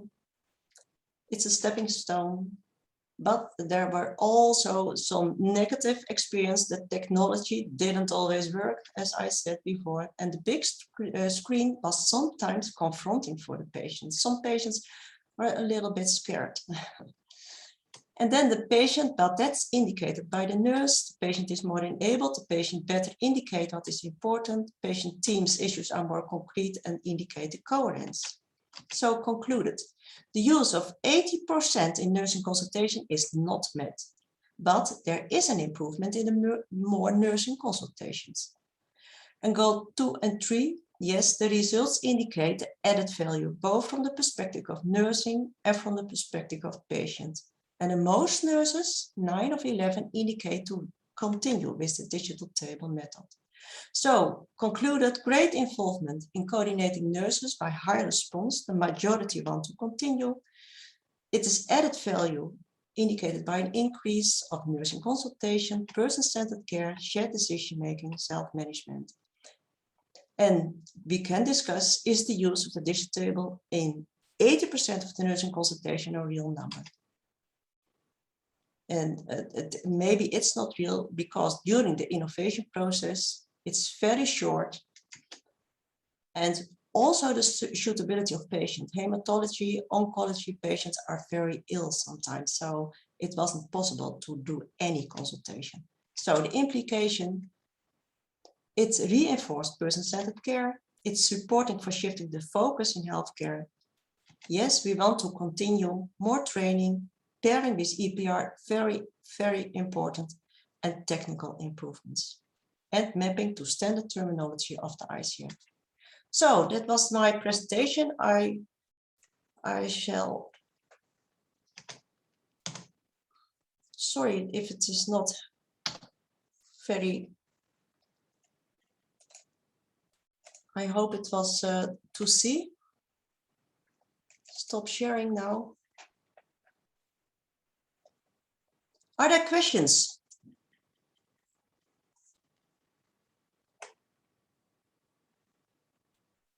No, no questions at all. Can you hear me?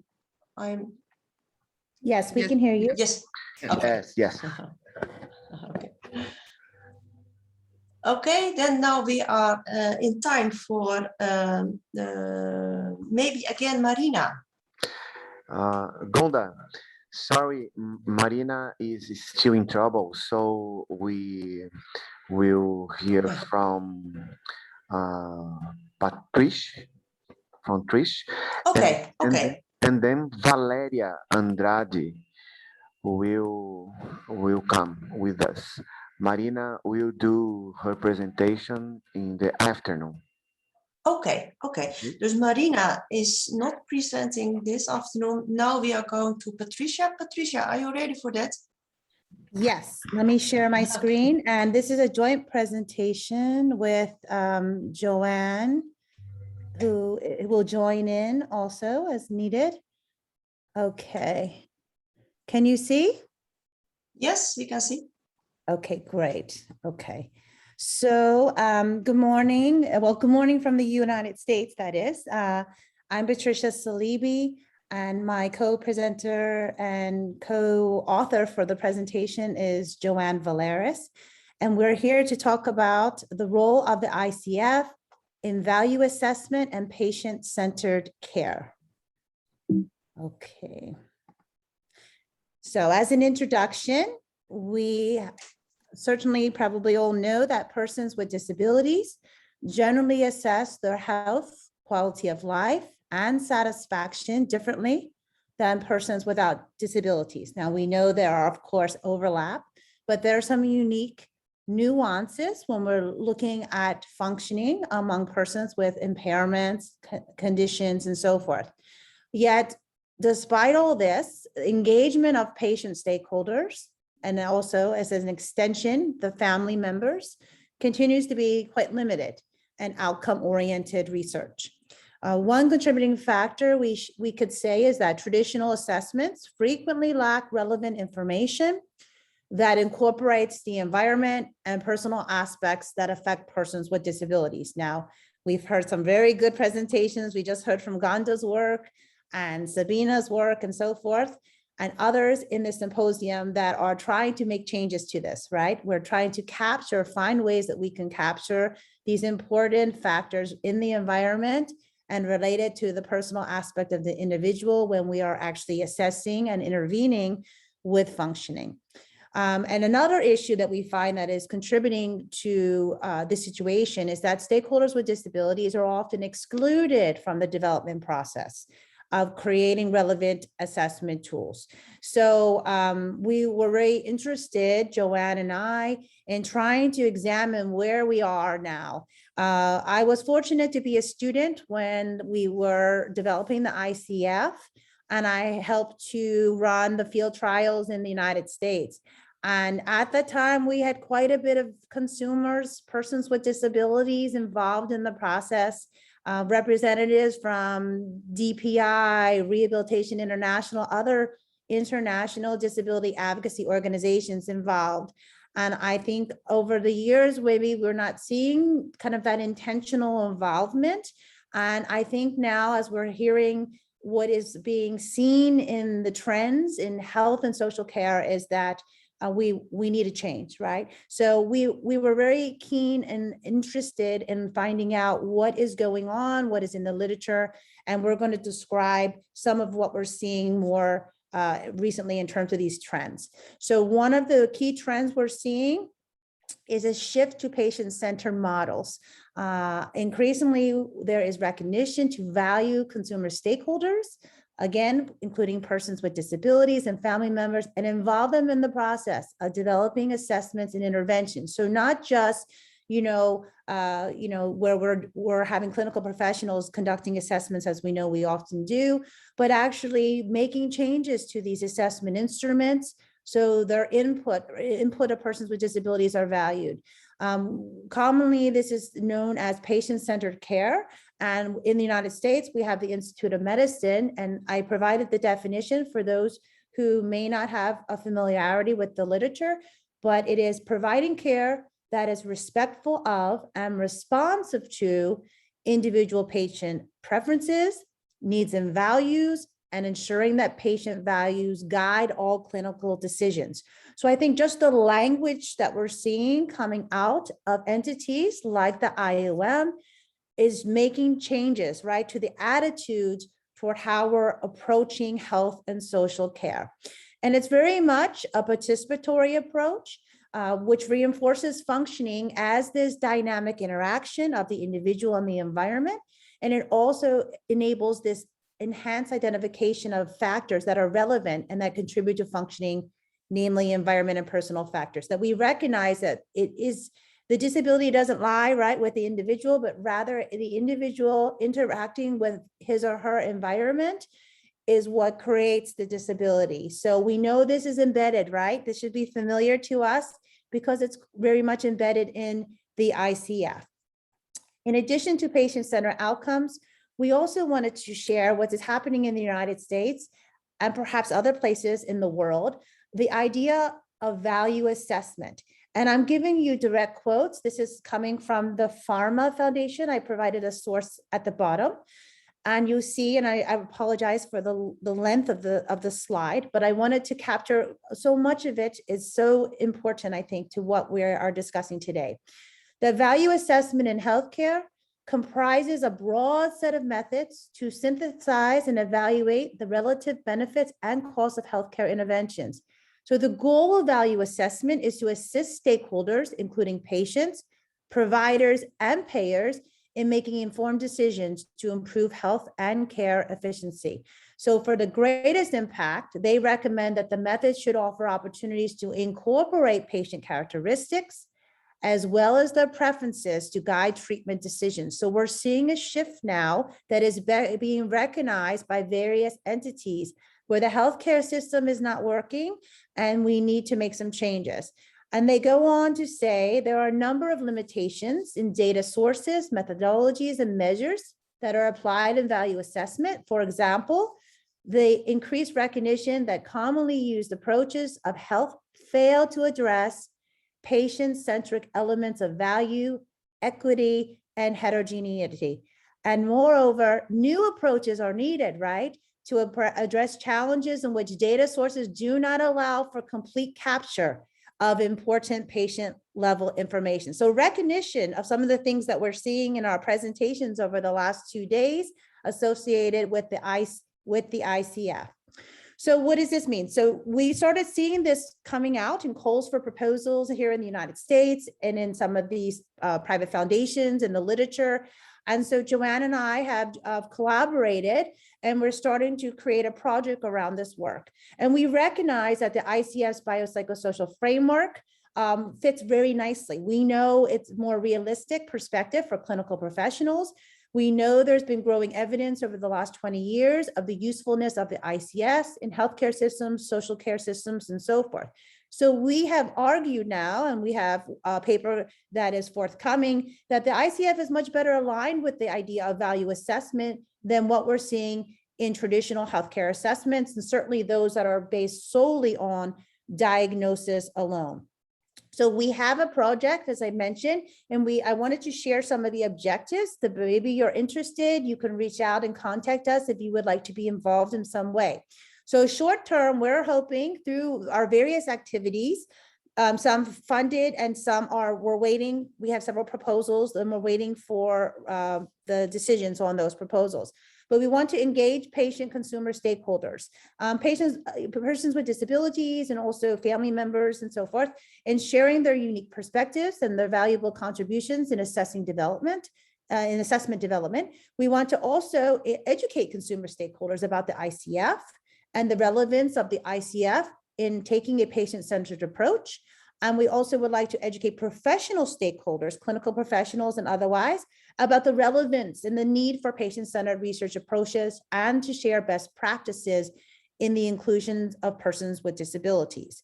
Long-term, we hope to be able to build a patient consumer stakeholder capacity to be involved in research efforts, to be involved in the development of assessment instruments to improve these mechanisms.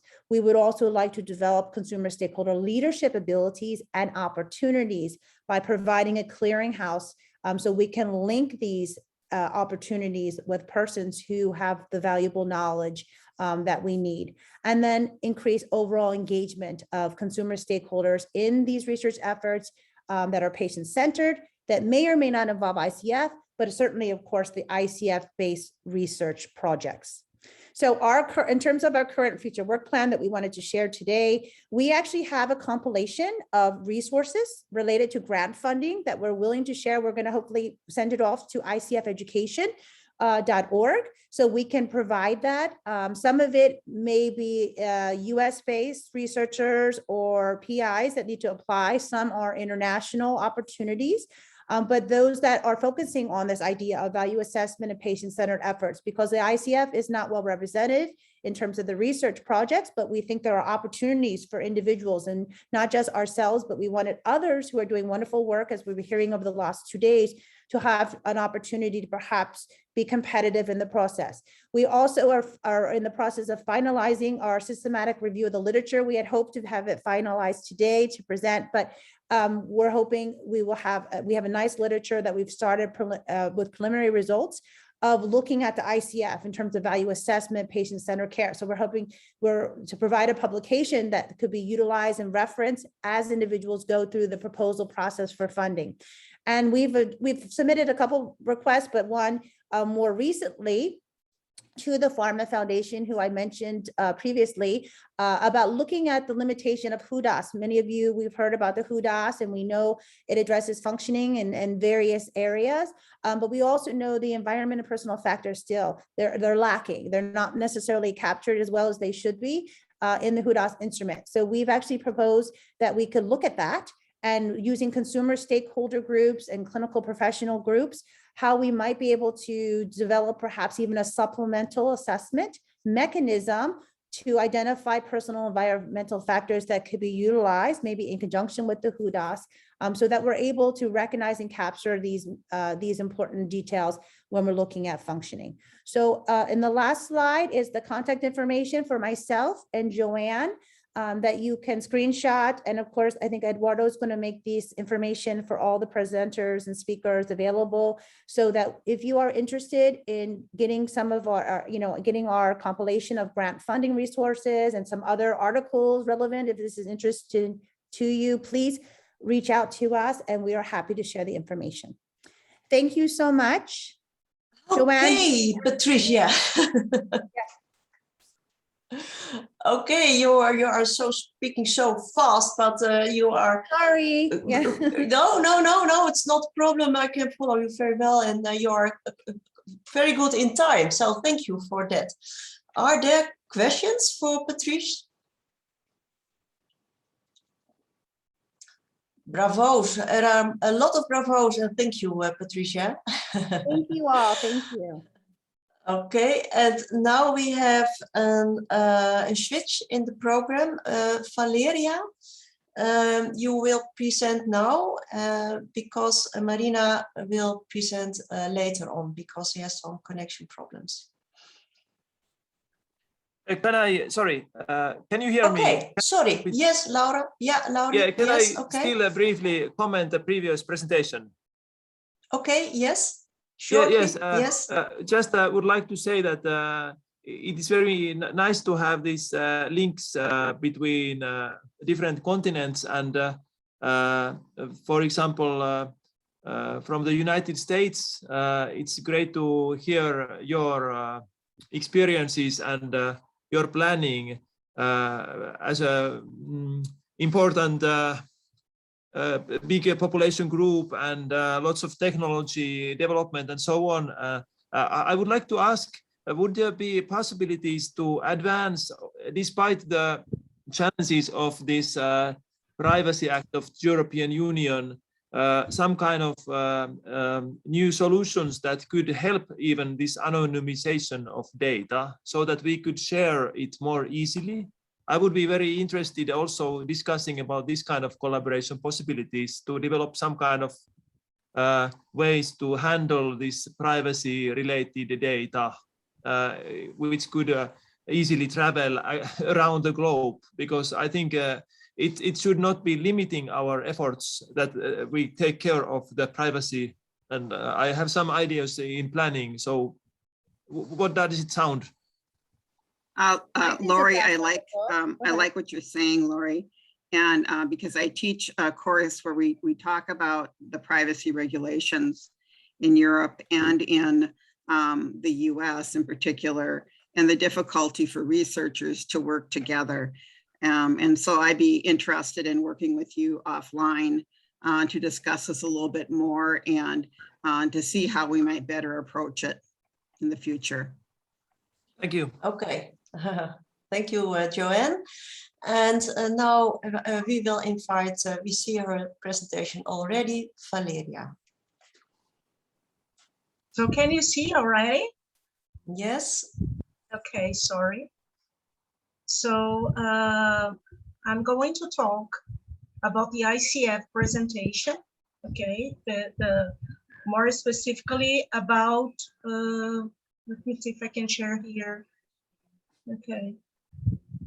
More specifically about the ICF teaching skills for occupational therapists. Well, I might begin saying that there isn't a tip, there isn't a cherry on the top of the cake. Unfortunately, there isn't. So I had to deal with my creativity and keep reading articles in order to know how to teach the occupational therapists. Okay.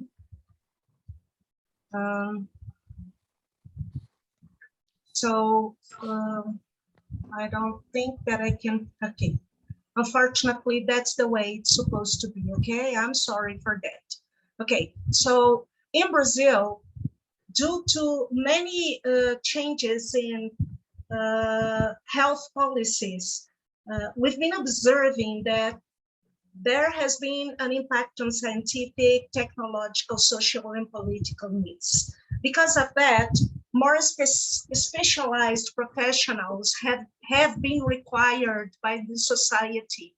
So the educational curricula have to be changed very much. It has been observed that simple and systematic frameworks for professors and students can be a very good tip for a theoretical or conceptual models, which deals with a simple structure for teaching and learning in healthcare courses. However, that's my question. How we teach the ICF? There isn't a method for that, okay? So I've been looking for some articles and I found some like this one, 12 tips for teaching the ICF with a view to enhancing the psychosocial approach to care. Very interesting one. I read it and I just put up some stuff so we can see that. So the professor, first of all, must master the ICF, because if he does so, the students will feel confident.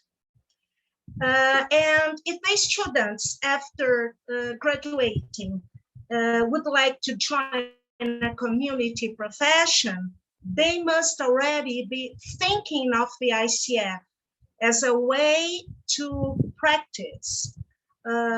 It's a very important for the, let's say, in my case, the college, to adopt a biopsychosocial model-based curricula, okay?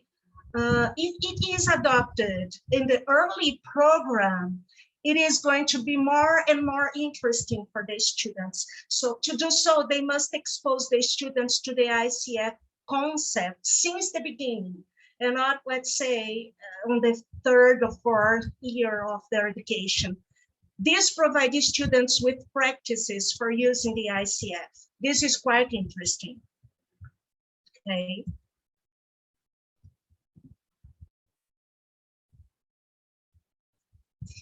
On this article, on the other case, I observed there are three model curricula for teaching clinicians to use the ICF. Despite it is for clinicians, it has been written not only by a clinician, but also from an occupational therapist as well. So through this article, it can be possible to offer a conceptual overview of the ICF model. It's quite important. It is important as well to introduce the ICF organization. And when they say organization, they talk about the biopsychosocial model, the codes, and the qualifiers. They mentioned only to apply the codes to clinical cases, which you are going to see that's not my case. I do not use only the codes, but that's the way the article says. They also think it's quite important to teach the linking clinical assessment to the ICF codes, because it's very common that the students use instruments to measure. And they observe that there are effective mechanisms to teach the ICF. So they saw that both the instructor-led format and the self-directed learning format was quite interesting for teaching the ICF. Okay, I am a professor at the Federal University of Triângulo Mineiro in Minas Gerais state in Brazil. So in 2019, we decided to develop a new undergrad OT curriculum. And this curriculum was based upon the National Curriculum Guidelines for the OT course, by the word of the Federation of Occupational Therapists. It was also based on the Brazilian Federal Council of Physiotherapy and Occupational Therapy and the ICF through the World Health Organization functionality model. Okay, so why did we decide to use it? Because through the ICF, we could standardize or unify health language worldwide, so it would be very interesting for our students. We could use a universal classification or disability and health for use in health and health-related sectors. We could unify, we could share to them the idea of using the ICF, the ICD to facilitate survey consolidation, analysis, and an interpretation of data.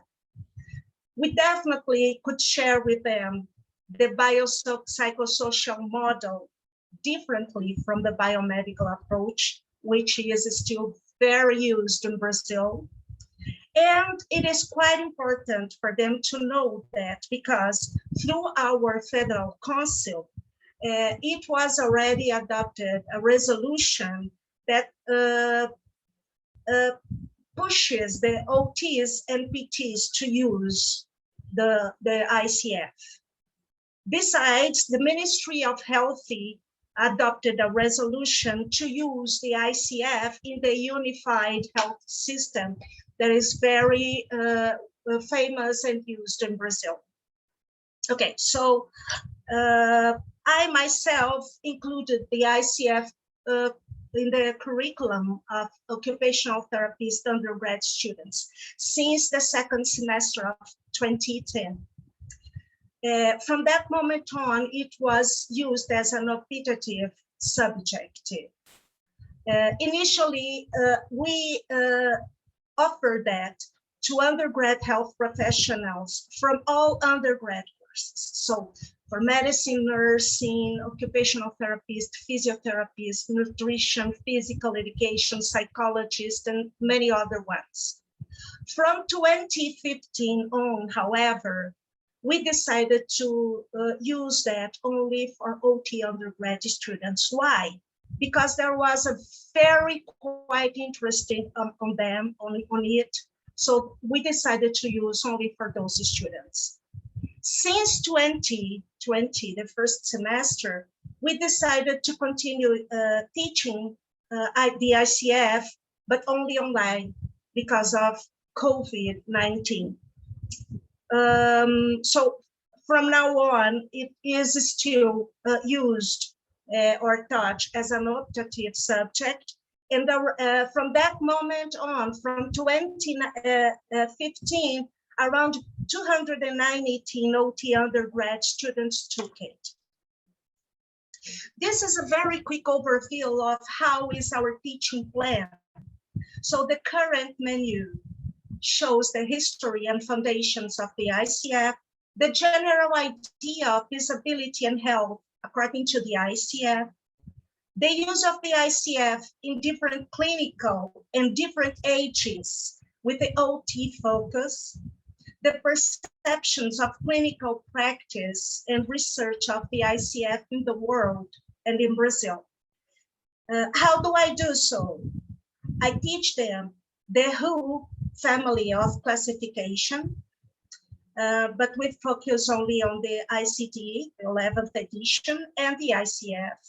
The demographic and epidemiological transitions in the world and in Brazil. The ICF general overview, so I teach them since the beginning, the definition, the goals, the biopsychosocial model, the component, including the codes and the qualifiers, the corsets. Valeria, yes. Sorry, but can you finalize in 5 minutes? I see your amount of slides.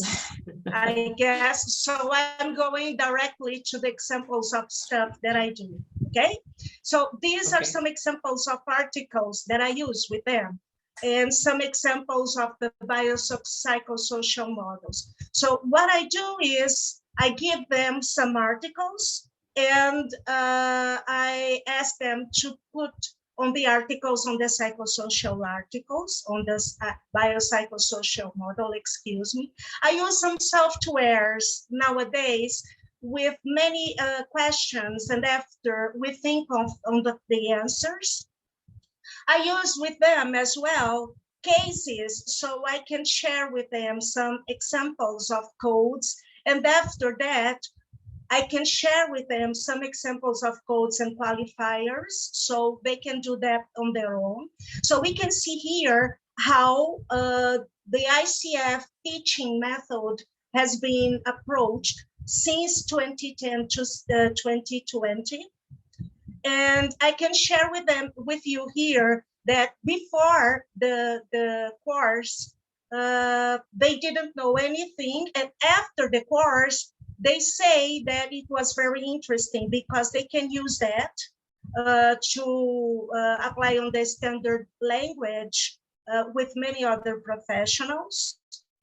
But I can say, just to finish, that teaching the ICF is nothing without being a research. So nowadays, we've been registering a group related to the ICF and specifically OT on the National Council for Scientific and Technological Development, CNPq. It is going to be used only by OT professors and OT grad and undergrad students in order to carry out activities related to learning and researching the OT performance in different life stages and clinical fields with the ICF. These were the references I used. I have here my email address if anyone would like to share with me. And thank you. Okay. Thank you so much, Valeria. Okay. Thank you for a very impressive You are work. very welcome. Okay, how do I get out from here? You have to close the screen. Okay. You can. Okay, that's it? And I can also stop. That's it. So yeah, closed. Thank you. Okay, Excuse me. not a problem. Are there questions for Valeria? There are a lot of compliments in the chat, Valeria. You have to take a look at it. This is Patricia from the US. I don't have a question per se. I just want to say I think is very good work. And I love the specificity, and I wish we had more time for your presentation to see in detail how you approach it, because I think we learn from each other. So I look forward to seeing your full presentation and having more time to review it. So thank you for your work. Thank you very much. I'm going to be in touch. Okay, thank you. And maybe, as Eduardo yesterday, all the presentations, they can be shared in icfeducation.org. Isn't that, Eduardo? Yes, yes, it is. Okay, It okay. will be So, available at ICF Education. yes, okay, thank you. So then also Valeria, the presentation. So now we are at the end of all these presentations. And now I want to give the word back to Eduardo, because now we have a short panel discussion, I guess. Yes, we have 15 minutes. If there are some questions. Is anybody ready for ask them? I think we had great presentations, and what I feel is that we need to be in touch more and more. Maybe we have to organize 2 symposiums in 1 year, but I think we are really separated each other. We need to work together. I feel it's necessary. I don't know what you think about Valeria and everyone, but there is a distance between us. Valeria, you want to comment on it? As usual. Well, it's difficult for us because we are Brazilian and this is not our language, and English is not taught in schools for us. So I cannot say that it's easy for us to understand everything that you say, okay? And some of us speak English better than other ones. So I think it's Eduardo's a good idea. And we have to specialize more on it, right, Eduardo? And another thing is, I'd like to, is if Eduardo could please share the email address of everybody. So if we'd like to be in touch with everybody, I think it's a good idea. Thank you.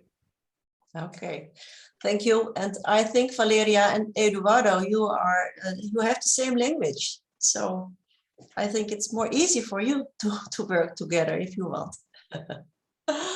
Okay. Laurie, you raise your hand. Yes. You are muted. Yes. Can you hear me? Yes. Yes. Thank you so much for, again, nice discussions and viewpoints. I would like to briefly take opportunity to make a prediction that in the future there will be so much more natural for people to use mobile devices and measure health. And I think the younger generations show the way of the future in a way. It's not necessarily always better way, but I would be really eager to broaden also my research activities in like educational field.